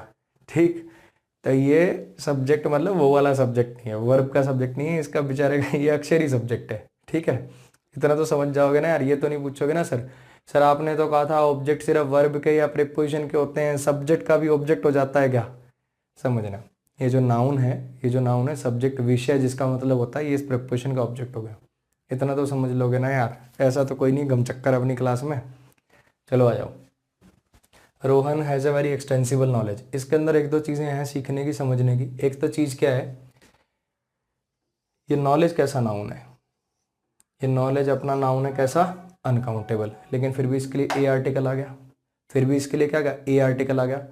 तो कई बार क्या होता है, कुछ जो अनकाउंटेबल नाउन होते हैं ना, कुछ अनकाउंटेबल नाउन को हम काउंटेबल की तरह से यूज ले लेते हैं जब वो चीज़ें स्पेसिफिक हो जाती हैं किसी पर्टिकुलर पर्सन की, किसी पर्टिकुलर सब्जेक्ट की नॉलेज की बात कर रहे हो, पर्टिकुलर पर्सन है, इसकी किसी पर्टिकुलर सब्जेक्ट की नॉलेज की आप बात कर रहे हो, तो उस केस में नाउन को, इसको नॉलेज को अपन काउंटेबल की तरह से ट्रीट करके अ लगा लेते हैं। He has a good knowledge of mathematics, he has a good knowledge of English, he has a good knowledge of grammar. 50 बार देखी होगी आपने ये चीज़। तो ए आर्टिकल नॉलेज के लिए लगा रहे, वैसे नॉलेज तो अनकाउंटेबल नाउन है, नॉलेज तो अनकाउंटेबल नाउन है ना। फिर भी कुछ स्पेसिफिक केसेस में जब किसी स्पेसिफिक पर्सन की स्पेसिफिक नॉलेज की बात हो रही हो तो हम इसे काउंटेबल की तरह से ट्रीट कर लेते हैं। अभी काफ़ी बच्चे जब डाउट पूछते हैं ना, सर ये कौन से टाइप का नाउन है, सर आपने पढ़ाया था काउंटेबल होता है तो अनकाउंटेबल भी दे रखा है। Use dictionary, use dictionary, dictionary देखो, उसको अपनी ज़िंदगी जान बना लो। अगर अंग्रेजी सीखनी है तो समझ में आया, उसमें देखते चलो, सीखते चलो। मैंने कैसे सीखी है, मैंने भी ऐसी सीखी है भाई। जब चीज़ें देखता था मैं उनके लॉजिक ढूंढने की कोशिश करता था। सबसे ज़बरदस्त टूल जो है अंग्रेजी सीखने का वो है डिक्शनरी। ऑक्सफोर्ड की, लॉन्गमैन की, कैम्ब्रिज की कोई अच्छी डिक्शनरी रखो, ठीक है। हिंद खोज वगैरह के भरोसे मत रहो, वर्ड वेब के भरोसे मत रहो, गलत कॉन्सेप्ट सिखाएंगे। मरियम वेबस्टर महा घटिया डिक्शनरी, बिल्कुल अनइंस्टॉल कर दो, कभी नहीं करना उस डिक्शनरी से कुछ भी। ऑक्सफोर्ड, कैम्ब्रिज, लॉन्गमैन, कॉलिंस, ये अच्छी डिक्शनरी। सबसे बढ़िया कॉलिंस, नंबर 2 पे मैं कहूँगा ऑक्सफोर्ड एडवांस लर्नर को, number 1 Collins, number 2 Oxford advance learner, number 3 आपकी आएगी लॉन्गमैन, नंबर 4 आपकी आएगी कैम्ब्रिज। इन 4 डिक्शनरी के अलावा और कोई भी नहीं, ठीक है। आ जाओ। तो इसके अंदर अपने को एक तो क्या नई बात सीखने को मिलेगी कि नॉलेज अनकाउंटेबल है, फिर भी उसके लिए क्या यूज़ हो गया, फिर भी उसके लिए ए आर्टिकल का यूज़ हो गया। तो हमने सीखा कि ये जो नॉलेज, कई बार कुछ अनकाउंटेबल नाउन ऐसे भी होते हैं जिनके साथ अगर किसी स्पेसिफिक पर्सन की स्पेसिफिक नॉलेज की बात हो रही है तो इसको आप काउंटेबल की तरह से ट्रीट करके ए आर्टिकल लगा सकते हो, ठीक है। ये तो एक्स्ट्रा नॉलेज होगी, मतलब इसका एडजेक्टिव चैप्टर से कोई लेना देना नहीं था, लेना देना है यहाँ का। मैंने लिख दिया एक्सटेंसिबल, ठीक है। एक्सटेंसिबल का मीनिंग क्या होता है, एक्सटेंसिबल का मीनिंग होता है जिसे एक्सटेंड किया जा सके, जिसकी लेंथ बढ़ाई जा सके, जिसे खींचा जा सके, ऐसा कुछ मीनिंग चाहिए आपको यहाँ पे। रोहन के पास खींची जाने वाली नॉलेज है, खींची जाने वाली नॉलेज है, ये कहना चाहिए, ये कहना है क्या आपको यहाँ पे। रोहन के पास बड़ी ही वास्ट नॉलेज है, रोहन के पास बड़ी ही डिटेल्ड में नॉलेज है, ये कहना चाहते हो। उसके लिए वर्ड होता है एक्सटेंसिव, उसके लिए वर्ड क्या होता है, एक्सटेंसिव। अब बताओ क्या रूल बनाऊं इसका, इसका मान लो रूल बनाना हो तो क्या रूल बनाऊं भाई इस एरर के लिए, रूल बनेगा, समझना। इसके लिए रूल बस इतनी है, वो कैप, इस वर्ड का मीनिंग और इस वर्ड का मीनिंग पता हो, सेंटेंस का मीनिंग पता हो तो पता चल जाएगा कि ये वर्ड नहीं ये वर्ड यूज होना है, समझ आया।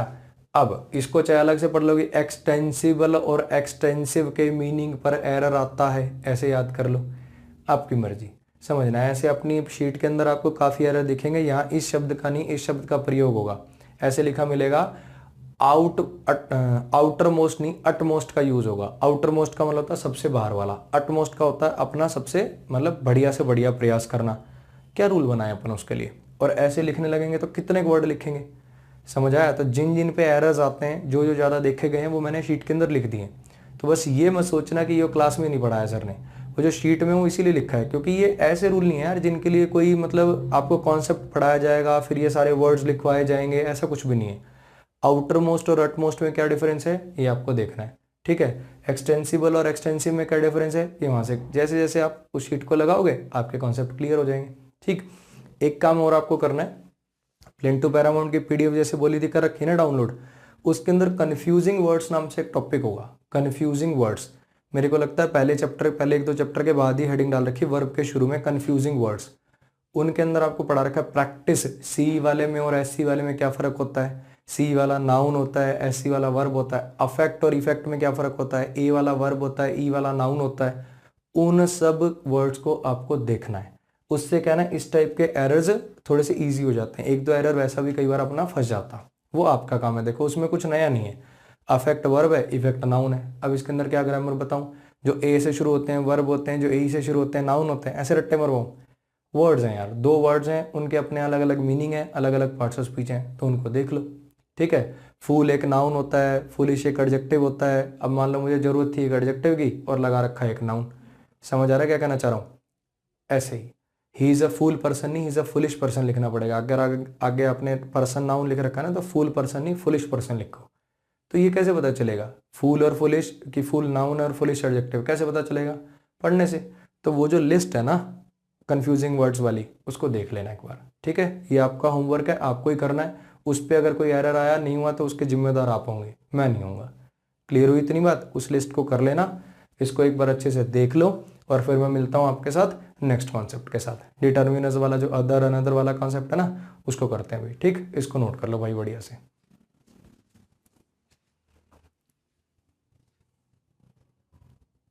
आ जाओ भाई, अब नेक्स्ट कॉन्सेप्ट को देख लेते हैं, ठीक है।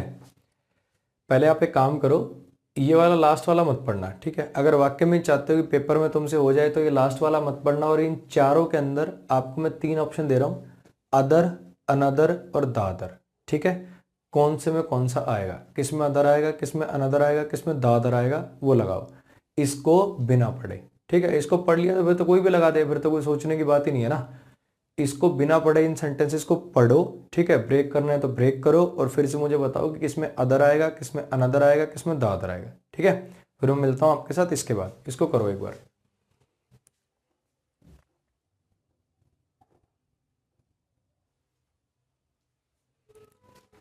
आ जाओ जी। अब इन तीनों का पहले डिफरेंस समझ लेते हैं, फिर इन अपने एरर्स पे चले जाते हैं।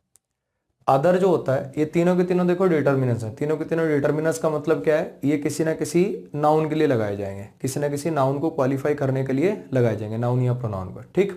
समझना। अब अगर ये किसी नाउन या प्रोनाउन को क्वालिफाई करेंगे तो इनडायरेक्टली तो आप कह सकते हो ना कि एडजेक्टिव है। डिटर्मिनर्स कह लो, एडजेक्टिव कह लो, उससे कोई फर्क नहीं पड़ने वाला, ठीक। एडजेक्टिव्स कह लो, डिटर्मिनर्स कह दो, कोई दिक्कत नहीं। अब अदर जो होता है ये लगाया जाता है प्लूरल नाउन्स के साथ। अदर पीपल, पीपल क्या है? पीपल है plural noun. Other people, other members, other players, other जो होता है प्लूरल के साथ लगाया जाता है। अनदर लगाया जाता है सिंगुलर के साथ। Another object, another book, another run, another player, another pen, इसके साथ लगाया जाता है सिंगुलर, ना कि अनदर पेन्स, अनदर प्लेयर्स, ऐसा नहीं। अनदर, अनदर कुछ नहीं यार, अनदर इक्वल मतलब ये एन प्लस अदर ही तो है। ये अनदर कुछ नहीं है, another equal to an plus other ही है। ये लगता है प्लूरल के लिए, एन का आपको पता है एन सिंगुलर को रिप्रेजेंट करते हैं, तो अनदर बस इसी का सिंगुलर वर्जन है और कुछ भी नहीं है, ठीक है। अब आया वर्ड दादर। दादर सिंगुलर के साथ भी आ सकता है, प्लूरल के साथ भी आ सकता है, बशर्ते वो नाउन कैसा हो? स्पेसिफिक हो। और ये कब आते हैं? जब वो नाउन कैसा हो? नॉट स्पेसिफिक हो। अब इस बात को समझ लेते हैं, स्पेसिफिक और नॉट स्पेसिफिक वाली बात। कहने का मतलब अगर आप चीज को पर्टिकुलराइज कर दो, फॉर एग्जाम्पल समझना, मान लो मैं आपको एक सेंटेंस कहूं, आई हैव 2 ब्रदर्स, मेरे 2 भाई हैं। आई have 2 brothers, one is a doctor, one is a doctor. अब आगे क्या लिखूं? अब एक की बात करनी है तो अदर तो देखो आने से रहा, ठीक है। अनदर इज एन इंजीनियर कि the other is an engineer? बोलो, अनदर इज एन इंजीनियर कि the other is an engineer? जब मैं पहले ही स्पेसिफाई कर चुका हूं कि मेरे 2 ही भाई हैं, एक के बारे में बता चुका हूं, तो दूसरे वाले के बारे में बात होगी, ये बात स्पेसिफिक होगी कि नहीं होगी? जब 2 ही भाई हैं, एक का जिक्र हो चुका है, तो दूसरा वाला स्पेसिफिक हो गया। अगर ये दूसरा वाला स्पेसिफिक हो गया तो फिर क्या लगना पड़ेगा? The other. समझ आया क्या कहना चाह रहा हूं? तो ये द अदर जो है ये स्पेसिफिक के साथ आता है और ये नॉट स्पेसिफिक के साथ आता है। एक एग्जांपल से और समझ लो, मान लो मैं आपको मेंशन कर दूं, आई हैव 2 पेट्स, मेरे पास 2 पालतू जानवर है। I have 2 pets, one is a cat, one is a cat. अब क्या लिखो? अनदर इज अ डॉग कि the other is a dog? The other is a dog. समझ में आया? ये द अदर खास करके आपको तब देखने को मिलेगा जब 2 चीजें होंगी, 2 में से एक का जिक्र हो चुका होगा और दूसरी का जिक्र आपको करना होगा, क्योंकि तब दूसरी चीज अंडरस्टूड स्पेसिफिक हो जाती है और तब उसके लिए द अदर लगाते हो, ठीक है। फिर से समझ लो, अदर, अनदर, द अदर तीनों के तीनों डिटर्मिनर्स हैं, कह लो एडजेक्टिव्स हैं, कोई फर्क नहीं पड़ेगा।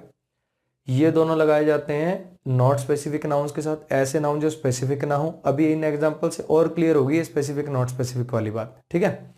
अदर जो होता है प्लूरल नाउन के साथ आता है, अनदर जो होता है सिंगुलर नाउन्स के साथ आता है। ये जो द अदर होता है सिंगुलर प्लूरल किसी के भी साथ आ सकता है, बशर्ते बस वो नाउन स्पेसिफिक हो, वो पर्टिकुलर हो।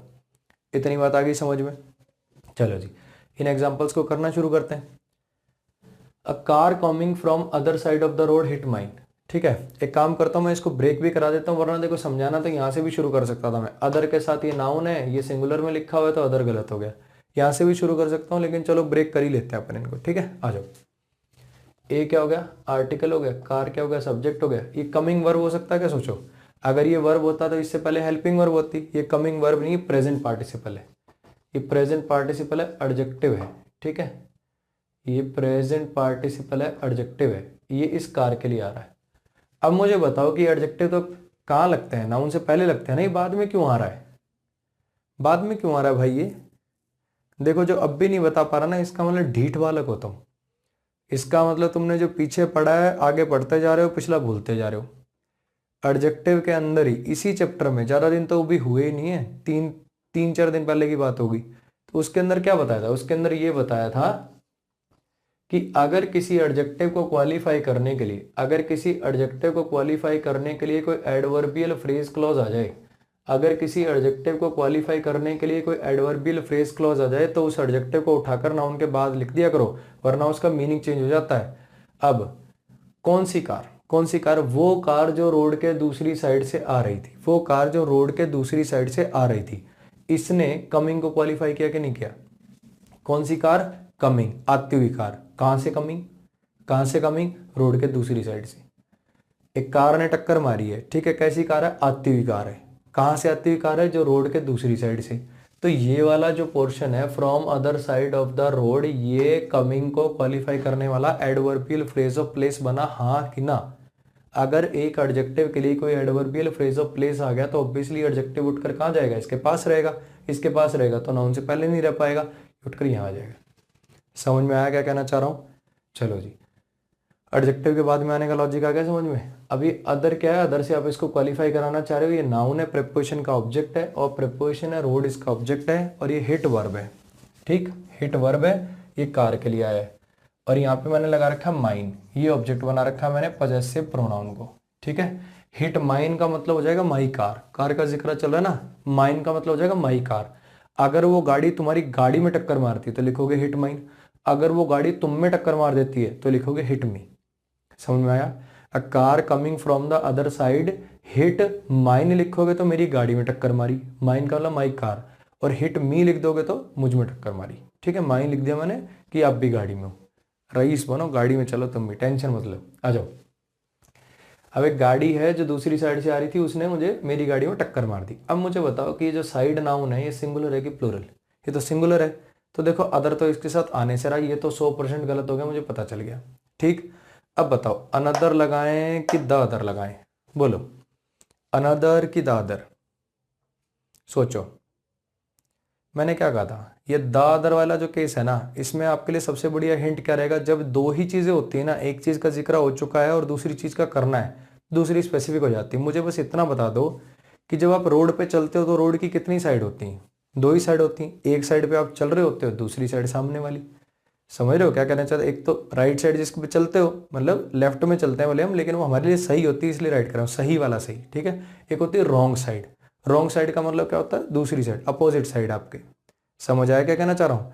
तो मैं कहना आपको ये चाह रहा हूँ कि ये जो साइड है, एक साइड पे तो आपकी गाड़ी चल रही है, तो दूसरी साइड जो है वो रोड की, वो स्पेसिफिक हो गई, हाँ कि ना। एक दूसरी तरफ से आती हुई गाड़ी, अगर वो आपकी डायरेक्शन से आ रही होती तो आप दूसरी तरफ लिखते नहीं, और टोटल डायरेक्शन दो ही है, एक जिसमें आप चल रहे हो और एक दूसरी साइड, तो ये दूसरी स्पेसिफिक होगी कि नहीं होगी। तो यहाँ पे आपको लिखना पड़ेगा द अदर। अनदर तब लिखते होते हैं जब दूसरी स्पेसिफिक ना हो, दूसरे वाले जो हैं वो उसके लिए बहुत सारे ऑप्शंस हो, स्पेसिफिक ना हो। अब रोड की साइड तो दो ही होंगी ना यार, ऑप्शंस कितने हैं, दूसरी साइड बनने के लिए ऑप्शन कितने, एक ही ऑप्शन बचा है, क्योंकि एक पे तो आप चल रहे हो। अगर दूसरी स्पेसिफिक हो गई तो फिर द अदर लिखा करो। A car coming from the other side of the road hit mine. अब जैसे ही सेंटेंस में क्लास में कराता हूँ ना, तो कुछ होते हैं अतरंगी बालक, वो क्या कहेंगे, सर मान लो एक चौराहा हो, मेरी गाड़ी है ये चौराहे से यहाँ पे, तो एक रोड ये हो गया, एक रोड ये हो गया, एक रोड इधर वाला हो गया, एक पे मेरी गाड़ी चल रही है, तो वो गाड़ी इधर से इधर से इधर से किसी से भी आ सकती है ना। अब नकली एक बात बता, ये वाली जो गाड़ी है, ये वाली जो गाड़ी है, ये कैसे आ जाएगी तेरे पास, अभी यहाँ से घूम के ही तो आएगी ना, हाँ कि ना।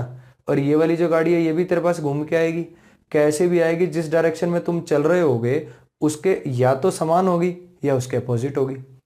कोई भी गाड़ी चाहे चौराहे पे ले आ चाहे कहीं ले आ, किसी भी डायरेक्शन में ले आ, दो ही डायरेक्शन पॉसिबल है, एक जिसमें तुम चल रहे हो और एक उससे दूसरा। समझ आया? इसके अलावा और कोई डायरेक्शन पॉसिबल है क्या? ये चौराहा ऐसे थोड़ी है रातों रात कूद के आ जाती है ऐसे की ऐसे, इसको भी घूम के आना पड़ता है। तो डायरेक्शन दोनों में से एक ही होती है जिसमें आप चल रहे होते हो और दूसरे वाला, ठीक। और चौराहे वराहे मतलब अब एक दूसरा सर चौराहा ना हो, मैं चल रहा हूं, मैं सर रोड से नीचे उतर गया, ठीक है, अब उसके अंदर खुला मैदान है, तो सर गाड़ियां किधर से भी आ सकती हैं, है ना? हाँ कर ले भाई, तू ही नाच कर, तू ना रेगिस्तान में नाच कर और अपने ऊपर गाड़ियां चढ़वा ले। अरे बावले, लिख के क्या दे रखा? रोड। ये तुम जैसे बालकों के लिए लिख के दे रखा जिनका दिमाग ना मतलब ऐसे ही चलेगा कि ये हो जाए तो वो हो जाए तो। फिर बता रहा हूँ, एग्जामिनर का काम है आपकी नॉलेज टेस्ट करना, ना कि आपके स्वाद लेना। समझ में आया क्या कहना चाह रहा हूँ? तो इतना दिमाग मत चलाओ, सीधी बात है, रोड है, रोड पे चल रहे हो, उसकी दो साइड होते हैं, एक साइड जिस पे आप चल रहे होते हो जो आपके बराबर में चलती हैं वो उसी साइड होती हैं, एक होती है अपोजिट साइड, ठीक है, दूसरी साइड। तो जब आप एक साइड पे चल रहे हो उसका जिक्र कर चुके हो तो दूसरी साइड स्पेसिफिक हो गई, स्पेसिफिक होगी तो दादर आ गया। इतनी कहानी क्लियर? नेक्स्ट पे जाओ। आई सब्जेक्ट है, एम मेन वर्ब है, बिजी एडजेक्टिव है, काम सब्जेक्ट कॉम्प्लीमेंट है, वेरी इसको क्वालिफाई करने वाला एडवर्ब है, टुडे एडवर्ब ऑफ टाइम हो गया, I am very busy today, आज मैं बड़ा ही बिजी हूँ, सो कंजंक्शन हो गया, ये प्लीज आपका इंटरजेक्शन हो गया, कम क्या हो गया? मेन वर्ब हो गया,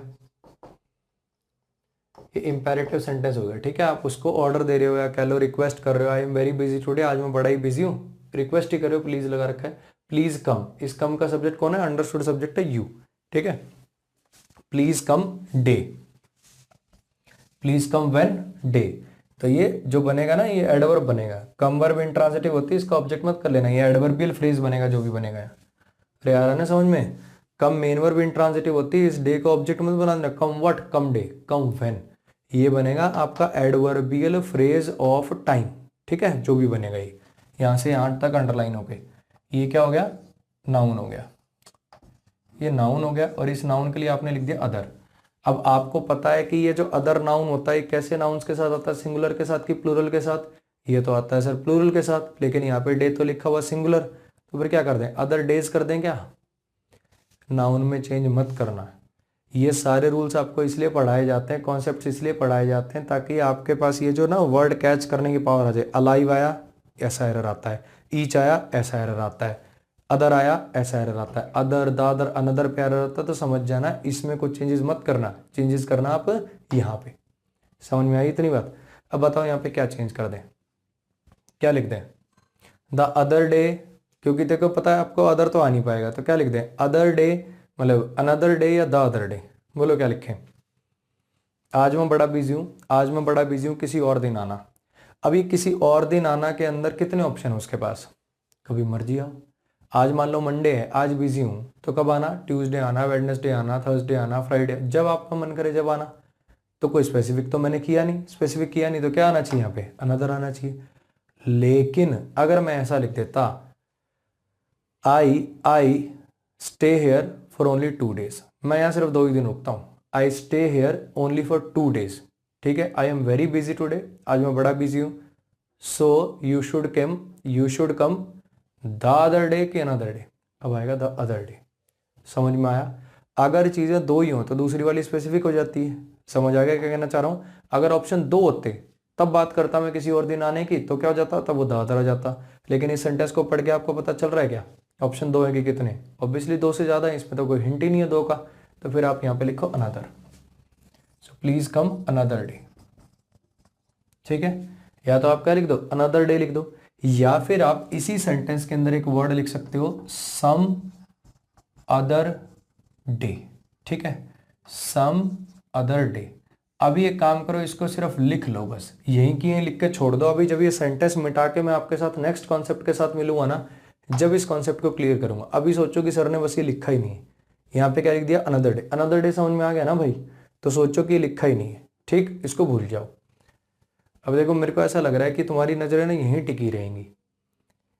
अब मुझे पता है इसके बाद क्या पढ़ाना है। इसके बाद मुझे पढ़ाना है कि अदर जो है वो सिंगुलर के साथ भी आ सकता है, अदर सिंगुलर के साथ भी आ सकता है अगर अदर से पहले एक और डिटर्मिनर लगा हो तो, ठीक है। अदर सिंगुलर के साथ भी आ सकता है अगर अदर से पहले एक और डिटर्मिनर लगा हो तो अनदर डे लिख दो या सम अदर डे लिख दो, बात एक ही है। अनदर के अंदर भी दिन स्पेसिफिक नहीं है, सम अदर डे किसी और दिन। अब ये डे सिंगुलर हो गया, अदर लगा रखा है, डे सिंगुलर लिख के उससे भी क्लियर हो जाएगा भी एक ही है, और अनदर से भी क्लियर हो रहा है एक ही है। तो ऐसे भी कर सकते हो, अनदर डे लिख दो या सम अदर डे लिख दो। अभी इस कॉन्सेप्ट पे दोबारा आऊंगा भी, फिर से समझ लो। मैंने क्या पढ़ाया, ये जो अदर होता है ये आता है किसके साथ, प्लूरल नाउन के साथ। लो अभी सुन ही लो, ठीक है। अदर जो होता है सिंगुलर के साथ भी आ सकता है अगर पहले से कोई डिटर्मिनर लिखा हो। ये D1 लिख दिया मैंने, कोई डिटर्मिनर पहले से लगाओ, फिर आप इस अदर को ना सिंगुलर प्लूरल दोनों के लिए यूज कर सकते हो। अगर अदर से पहले कोई और डिटर्मिनर आ जाए तो फिर इसको सिंगुलर और प्लूरल दोनों के लिए यूज कर सकते हो, ठीक है। जैसे मान लो मैं ऐसा कह दूं, one another man, one other man, one other man, आप ऐसा लिख दो, ठीक। वैसे तो इसका मीनिंग अदर अनदर ही हो गया, कोई और डिटर्मिनर आपने लगा रखा होगा ना, तो आप यहाँ पे सिंगुलर नाउन का भी यूज कर सकते हो और प्लूरल नाउन का भी यूज कर सकते हो। Many other man, many other man, plural तो यहाँ पे आ ही सकता, कोई दिक्कत ही नहीं। समझ में? अगर इससे पहले कोई और डिटर्मिनर आ रहा हो जो सिंगुलर को रिप्रेजेंट कर सके तो उस केस में आप इसको सिंगुलर के साथ भी यूज कर सकते हो, ऐसी बात है, ठीक है। चलो फिर से लौट के अपने सेंटेंसेस पे आ जाओ। मैंने कहा आज मैं बड़ा बिजी हूँ, तो अपन किसी मतलब आप आना किसी और दिन, तो वो दिन स्पेसिफिक नहीं था, द अदर आ नहीं सकता था, मैंने अनदर लिख दिया, ठीक है। और अदर कोई बचाना चाहते तो फिर सम अदर डे लिख दो, ठीक। आ जाओ नेक्स्ट पे। अ टॉर्टिस, ये सब्जेक्ट हो गया, कैन हेल्पिंग वर्ब हो गया, लिव मेन वर्ब हो गया, लॉन्गर एडवर्ब हो गया, इसको क्वालिफाई करने वाला। Tortoise can live longer than, ये देन इस केस में क्या बनेगा, कंजंक्शन बन जाएगा। A tortoise can live longer than other animals can, ऐसे अगली वर्ब अंडरस्टूड हो जाएगी। ये एनिमल्स अगला सब्जेक्ट बनेगा, पार्ट्स ऑफ स्पीच नाउन है। अब बताओ ये एनिमल्स जो है, ये एनिमल्स जो है मुझे बताओ सिंगुलर है कि प्लूरल, प्लूरल है। अगर ये प्लूरल है तो इसके साथ अनदर आ सकता है क्या, अनदर तो आ नहीं सकता, तो इसे हटा दें, अनदर तो हो गया गलत। अब ऑप्शन बचे दो, अदर या द अदर। बोलो अनदर को हटा के अदर लिखूं कि द अदर। द अदर तब आएगा जब वो एनिमल स्पेसिफिक हो, और अदर तब आएगा जब वो स्पेसिफिक ना हो। बोलो स्पेसिफिक है हाँ कि ना, नहीं है मेरे भाई स्पेसिफिक। कोई मर्जी जानवर ले आओ इसकी टक्कर में, आप आपकी मर्जी है, शेर घोड़ा चीता जो आपको फंस जाए वो जानवर ले आओ, ये टक्कर ले लेगा। वो दूसरा जानवर तो स्पेसिफिक ही नहीं है, वो तो स्पेसिफिक होते तो फिर अपन लगा देते हैं यहाँ पे अदर। अगर स्पेसिफिक नहीं है तो फिर क्या लिखना पड़ेगा, आप यहाँ पे लिखो other, longer than other animals. Clear हो गई इतनी बात। नेक्स्ट पे आ जाओ। The first half of the movie, interesting verb कहाँ है यार, the first half of the movie was interesting. पिछली क्लास में भूल गया था ना मैं ऐसी वर्ब लगानी। The first half of the movie was interesting, first क्या हो गया, मेरे साथ थोड़ी सी ना यार दिक्कत है, जब मैं ऐसे सोच रहा होता हूँ ना कुछ टेंशन मेरे दिमाग में चल रही होती हैं, तो फिर मैं ना मतलब कुछ चीज़ें ऐसे, ह्यूमन प्रोसेसर है, ठीक है, दिक्कत होती हैं कई बार। अब सारी दिक्कतें देखो, मैं तो खैर क्लास वाले जो मेरे ऑफलाइन के बच्चे होते हैं ना भाई, मैं सब बताता हूँ उनको। जिस दिन मैं खुश होता हूँ मैं सब बताता हूँ, जिस दिन मैं परेशान होता हूँ उदास होता हूँ उस दिन भी सब बताता हूँ, ठीक है। बिल्कुल फैमिली की तरह ट्रीट करता हूँ सबको। अब सामने बैठे नहीं हो तो अब मैं मतलब वैसा फील नहीं कर पाता यहाँ पे कि आपको वो चीज़ें कैसे शेयर करूँ। मान लो कोई परेशानी होती है तो फिर मैं उस दिन जाके क्लास में बता देता हूँ, भाई अगर आज कोई सेंटेंस गलत लिख जाऊँ ना तो माइंड मत करना, आज ये दिक्कत है यार, टेंशन में हूँ आज, ठीक है। तो बाकी टीचर शायद नहीं करते ऐसा, वो बड़े प्रोफेशनल से रहते हैं। मैं तो खैर अपने आप को टीचर वीचर तो अभी मानता ही नहीं, मैं बड़ा भाई मानता हूँ। दिक्कत होती है जाके सीधी बता देता हूँ, भाई ये दिक्कत है, सीधी सीधी बातें बोल देता हूँ, ये दिक्कत है, ठीक है। बीमार हो गए जो भी हो गए, कुछ भी बात होती है मैं सीधी बता देता हूँ यार। बच्चों का पता नहीं वो तरीका ठीक लगता है कि नहीं, उनको ज़्यादा ही वो प्रोफेशनल से कोट पैंट डाल के आए आइए वो वाले, मतलब फंडे से तो देखो मेरे से हो नहीं पाएंगे, ये भी बड़ा मुश्किल से करना सीखा मैंने। चलिए शुरू करते हैं, ठीक है। ये भी यहाँ पे खड़े होके, वैसे तो कार्टून बनती सी लगती है मेरे को, लेकिन चलो जो है बढ़िया। आ जाओ इस पे, the first half of the movie, ये फर्स्ट क्या हो गया आपका, द फर्स्ट हाफ, ये फर्स्ट एडजेक्टिव की तरह से काम कर देगा। ये हाफ सब्जेक्ट हो गया और प्रीपोजिशन हो गया, मूवी इसका ऑब्जेक्ट हो गया। ये वॉज मेन वर्ब हो जाएगा, ये इंटरेस्टिंग एडजेक्टिव हो जाएगा। इंटरेस्टिंग वर्ब नहीं है, बहुत बार ये बात हो चुकी है, अब भी नहीं जान पा रहे तो जलील हो तुम, जलील। बट क्या है, बट कंजंक्शन है, ठीक है। वॉज फिर से मेन वर्ब आई, इधर आ जाता हूँ मैं, वॉज मेन वर्ब आई, ये बोरिंग क्या हो गया, एडजेक्टिव हो गया, सब्जेक्ट कॉम्प्लीमेंट हो गया, ठीक है। लिंकिंग वर्ब के बाद जब एडजेक्टिव लिख दूँ तो सब्जेक्ट कॉम्प्लीमेंट अंडरस्टूड होता है, इंटरेस्टिंग सब्जेक्ट कॉम्प्लीमेंट ही है, रियली एडवर्ब है, बट द अदर वन, ये सब्जेक्ट नंबर आपका 2 है, अभी अदर इसको क्वालिफाई कर रहा है, ठीक है। मूवी का पहला हाफ तो बड़ा इंटरेस्टिंग था, the first half of the movie was interesting, पहला हाफ तो इंटरेस्टिंग था, but the other one was really boring, लेकिन दूसरा वाला जो था बड़ा ही बोरिंग था। एक मूवी के कितने हाफ होते हैं, 2, तो दूसरा स्पेसिफिक हो गया कि नहीं हो गया, अगर दूसरा स्पेसिफिक हो गया तो फिर यहाँ क्या लगाओगे, यहाँ लगाओगे द अदर, कोई डाउट इसमें, बोलो। मूवी का पहला हाफ इंटरेस्टिंग था, दूसरा वाला बोरिंग था, तो यहाँ पे क्या लगा दोगे, द अदर। इतनी कहानी क्लियर है, इसको नोट कर लो, फिर इस पे कुछ और बढ़िया सेंटेंसेस के साथ मैं आपके साथ मिलता हूँ, 2-3 सेंटेंस और हैं थोड़े से अच्छे हैं, वो उनको कराता हूँ मैं, एक बार आप इसको नोट कर लो अच्छे से, ठीक है भाई।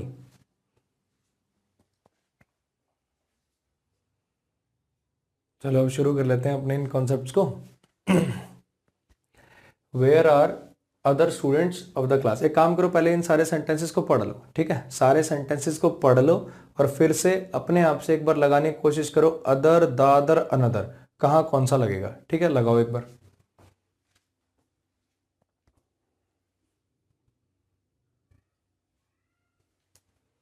हाँ जी, करें शुरू, आ जाओ इस पे। Where are other students of the class, where are other students of the class, ठीक है। अब देखना जरा, कायदे से तो अब इसको ब्रेक भी करूँ क्या, अगर इसको ब्रेक करूँगा तो कुछ नई बात भी बतानी पड़ जाएगी। ये इंटेरोगेटिव प्रोनाउन की तरह से भी काम कर सकता है, ये इंटेरोगेटिव प्रोनाउन बनेगा, सब्जेक्ट हो गया, ठीक है।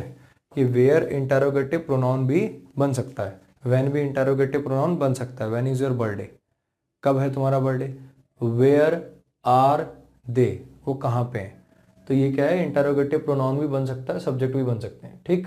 ये जो वेयर और व्हेन होते हैं इंटेरोगेटिव प्रोनाउन की तरह से काम कर सकते हैं। इंटेरोगेटिव प्रोनाउन हो गया, सब्जेक्ट हो गया, ये मेन वर्ब हो गया, ये सब्जेक्ट कॉम्प्लीमेंट हो गया और प्रीपोजिशन हो गया, क्लास क्या हो गया इसका, ऑब्जेक्ट हो गया, ठीक है। अब यहाँ पे अपने को सोचना है, अदर लगेगा, द अदर लगेगा, अनदर लगेगा, बोलो क्या लगेगा। नाउन प्लूरल है, अगर ये नाउन प्लूरल है तो अदर के साथ तो एकदम सही है, नो एरर हो गया, नो एरर हो गया क्या, बताओ, नो एरर की कोई दिक्कत है, दिक्कत है भाई इसमें, यहाँ आएगा द अदर, यहाँ पे आएगा द अदर। अब बस यही समझना है कि यहाँ द अदर क्यों आ गया, यहाँ द अदर इसलिए आया क्योंकि ये स्टूडेंट स्पेसिफिक है।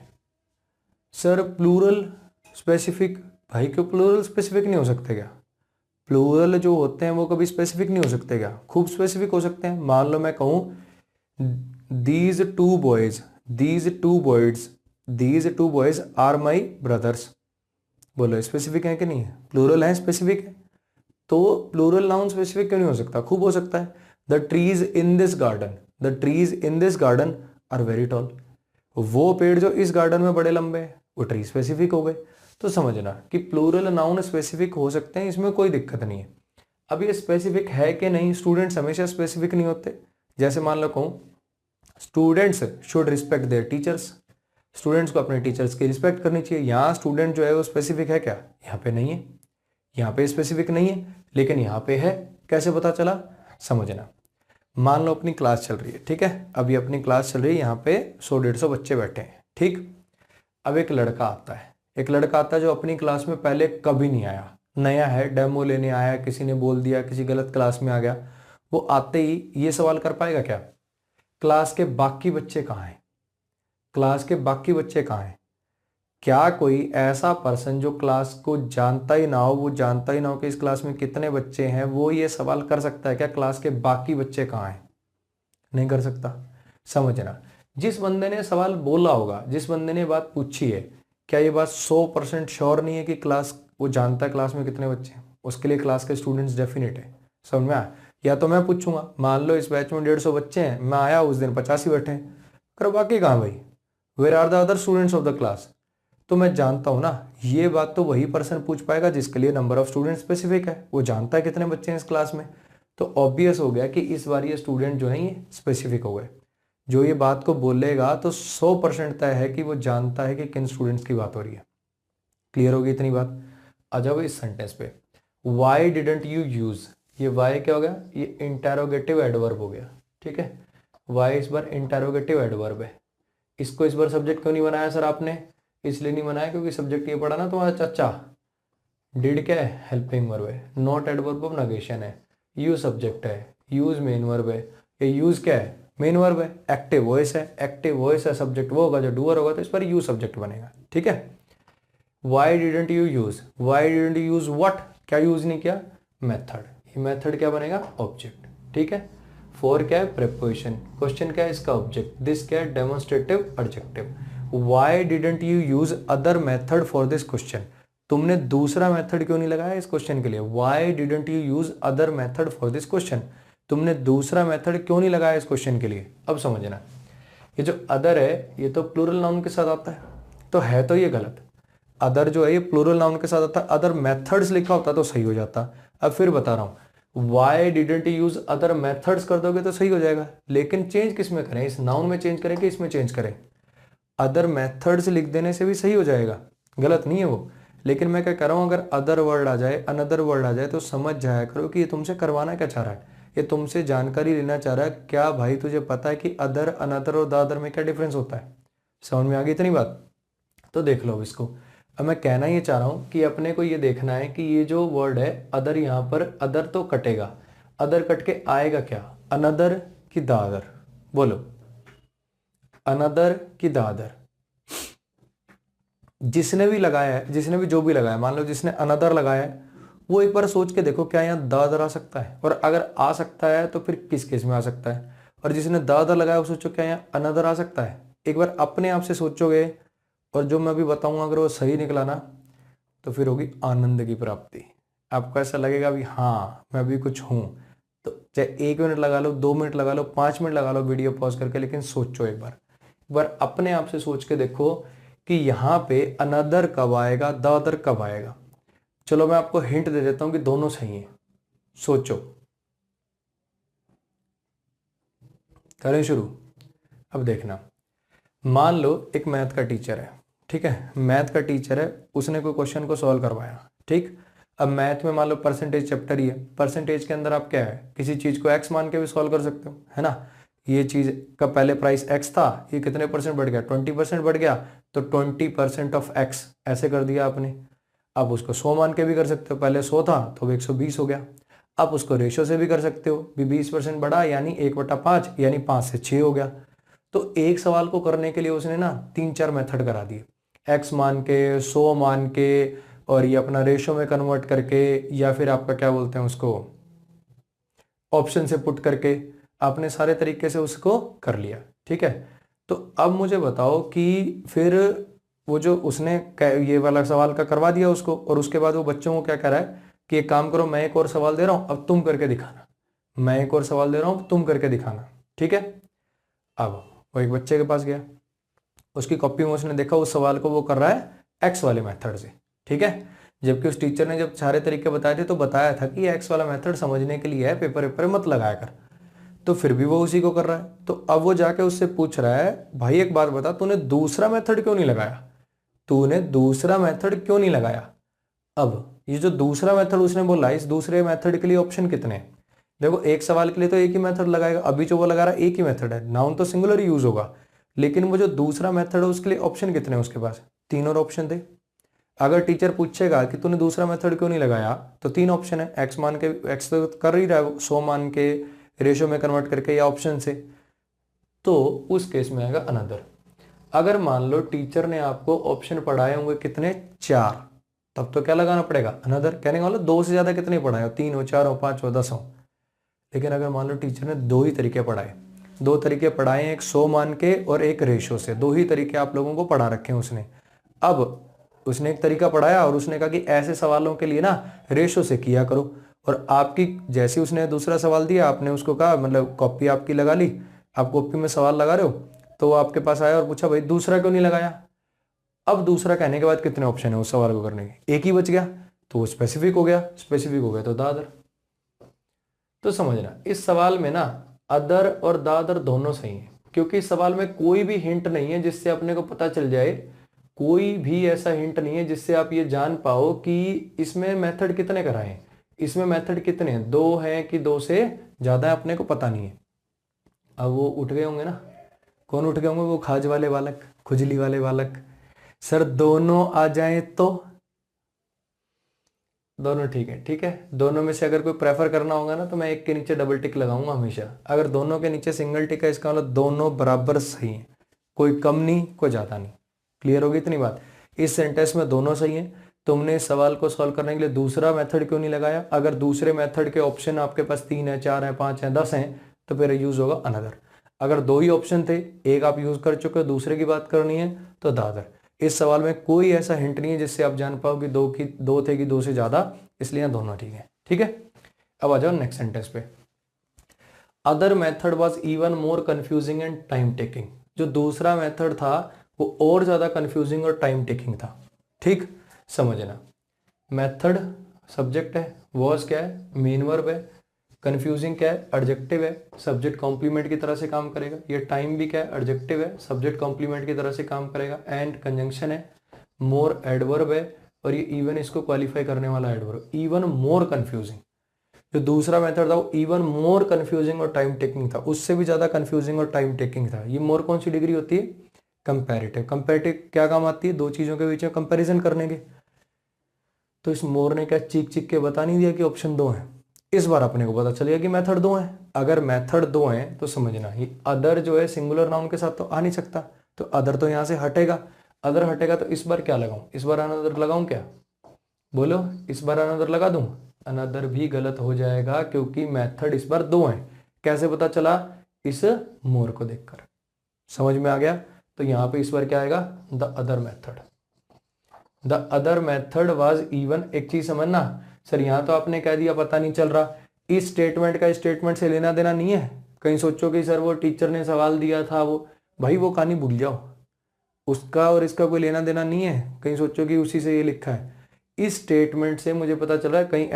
कहीं ऐसा तो दिमाग नहीं लगा रहे सर, यहाँ मोर लिखा हुआ है, 2 हो गए, 2 हो गए तो पिछले वाले में भी जाके दादर कराओ ना भाई, उसका इससे लेना देना नहीं है। ठीक है, इतना मंदबुद्धि तो नहीं है मेरी क्लास में कोई है।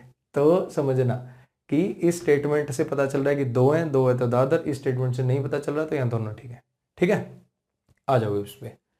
यू सब्जेक्ट है, शुड हेल्पिंग वर्ब है, नॉट एडवर्ब ऑफ नेगेशन है, ब्लेम मेन वर्ब है, फॉर प्रेपोजिशन है, फेलियर्स इसका ऑब्जेक्ट है, ऑन एडजेक्टिव है कैसा, एम्फेटिक वाला, और एम्फेटिक से पहले पॉजेसिव आता है, पढ़ चुके हैं हम। तुम्हें ब्लेम नहीं करना चाहिए दूसरों को अपनी खुद की गलतियों के लिए, दूसरों को ब्लेम नहीं, अपनी असफलताओं के, तुम्हें दूसरों को ब्लेम नहीं करना चाहिए अपनी खुद की असफलताओं के लिए। तो यहाँ पे समझना ब्लेम वर्ब का ऑब्जेक्ट चाहिए, हाँ कि ना। और यहाँ पे आपने अदर लिख दिया, अदर है, अनदर है, द अदर डिटर्मिनर है, इनके बाद हमेशा नाउन आना जरूरी है। ये किस नाउन के लिए लगाया आपने, तो समझ जाओ यहाँ डिटर्मिनर की नहीं, यहाँ पर इस वर्ब के ऑब्जेक्ट की जरूरत थी, यानी कोई नाउन या प्रोनाउन की जरूरत थी। और अदर्स एक प्रोनाउन होता है, आपको इस वर्ब के ऑब्जेक्ट की जरूरत है तो ये अदर्स लगाना पड़ेगा। अदर्स होता है एक प्रोनाउन, अदर होता है डिटर्मिनर। अदर्स का मतलब होता है दूसरे लोग। ठीक है, अदर एक डिटर्मिनर होता है, उसके बाद नाउन आता है, अदर्स होता है एक प्रोनाउन। इतनी बात क्लियर है? इस सेंटेंस पे आ जाओ। सिटी क्या हो गया, सब्जेक्ट हो गया, इज क्या हो गया, मेन वर्ब हो गया, एज पॉल्यूटेड एज, ये सिमिली की तरह से काम करेगा। ठीक है, ये एज पॉल्यूटेड एज, ये पूरा का पूरा सिमिली हो गया। और इसमें ये जो एडजेक्टिव है ये काम करेगा सब्जेक्ट कॉम्प्लीमेंट का। पहले भी बता चुका हूं, इसको पैसे मत कर देना। सिटी पॉल्यूट करी गई है नहीं, सिटी पॉल्यूटेड है। कोई और सिटी नहीं है जो उतनी पॉल्यूटेड है जितनी दिल्ली हो। ये सब्जेक्ट नंबर 2 हो जाएगा, और इसके बाद वाली वर्ब इज अंडरस्टूड है। No other cities as polluted as Delhi is, कोई और शहर नहीं है जो उतना ही पॉल्यूटेड हो जितना दिल्ली है। क्लियर हो इतनी बात? अब आ जाओ मुद्दे पे। सिटी सब्जेक्ट हो गया, इससे पहले मैंने 2 चीजें लगा रखी हैं, नो और अनदर। ठीक, अब समझना ये अनदर में मैंने आपको एक बात बोली थी कि अनदर होता है एन प्लस में अदर, अनदर होता है एन प्लस में अदर। एन का मतलब क्या होता है, 1। ए एन आर्टिकल का इनडायरेक्ट मीनिंग क्या होता है, 1। ये बात हम जानते हैं। अब मैं क्या कर रहा हूं, 1 सिटी। जब मैं अनदर लिखता हूं तो इसका मीनिंग क्या होता है, 1 सिटी।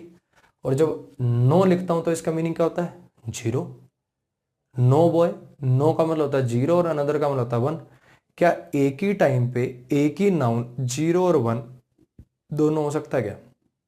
ऐसा लिख सकते हो, नो वन बॉय, नो भी लिख दूं, वन भी लिख दूं, फिर बॉय लिख दूं, पॉसिबल है। या तो वन बॉय लिखो या नो बॉय लिखो, दोनों में से एक ही बात संभावना पॉसिबल है ना, तो गड़बड़ हो गई। भले ही ये सिंगुलर नाउन के साथ आ रहा है लेकिन नो लगने की वजह से गड़बड़ हो गई। अगर ऐसा लिख देते अनदर सिटी, और शहर भी हैं जो पॉल्यूटेड है, लिख देते सही हो जाता। अदर सिटीज ऐसा लिख देते तो भी सही हो जाता, other cities are as polluted as Delhi, ऐसा लिख दो तो भी सही हो जाए। लेकिन नो और अनदर का कॉम्बिनेशन साथ में नहीं चलेगा, तो क्या लिखें बोलो।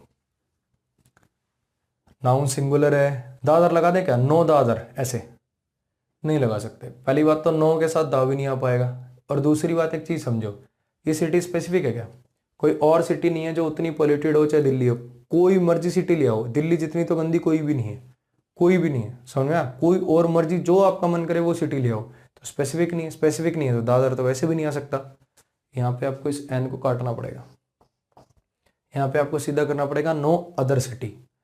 अब वो जो थी ना डिटर्मिनर वाली बात जो मैं कह रहा था बाद में बताऊंगा, वो ये थी कि आप जैसे ही मैं इस एन को काटूंगा बच्चा मुझसे सवाल क्या करेगा, सर ये देखो ये लिखा हुआ अदर, और आपने टॉपिक पढ़ाती हेडिंग डाली थी कि अदर आता है प्लूरल नाउन के साथ, ये सिटी तो सिंगुलर है। उसी के लिए लिखा था कि अगर कोई डिटर्मिनर पहले आ जाए, अगर कोई ऐसा डिटर्मिनर आ जाए जो सिंगुलर नाउन के साथ आता है, तो उसके बाद अगर अदर लिखोगे ना, तो ये जो अदर है ये फिर सिंगुलर नाउन के साथ भी सही हो जाएगा। अगर पहले से कोई ऐसा डिटर्मिनर लगा दें हम जो सिंगुलर को रिप्रेजेंट कर रहा है, तो फिर अदर को सिंगुलर नाउन के साथ लिखना सही मान सकते हो। इतनी बात आ गई समझ में, कोई और शहर नहीं है जो उतना ही पॉल्यूटेड हो जितनी दिल्ली है। इतनी कहानी क्लियर, ये कॉन्सेप्ट हो गया सारा का सारा आपका क्लियर।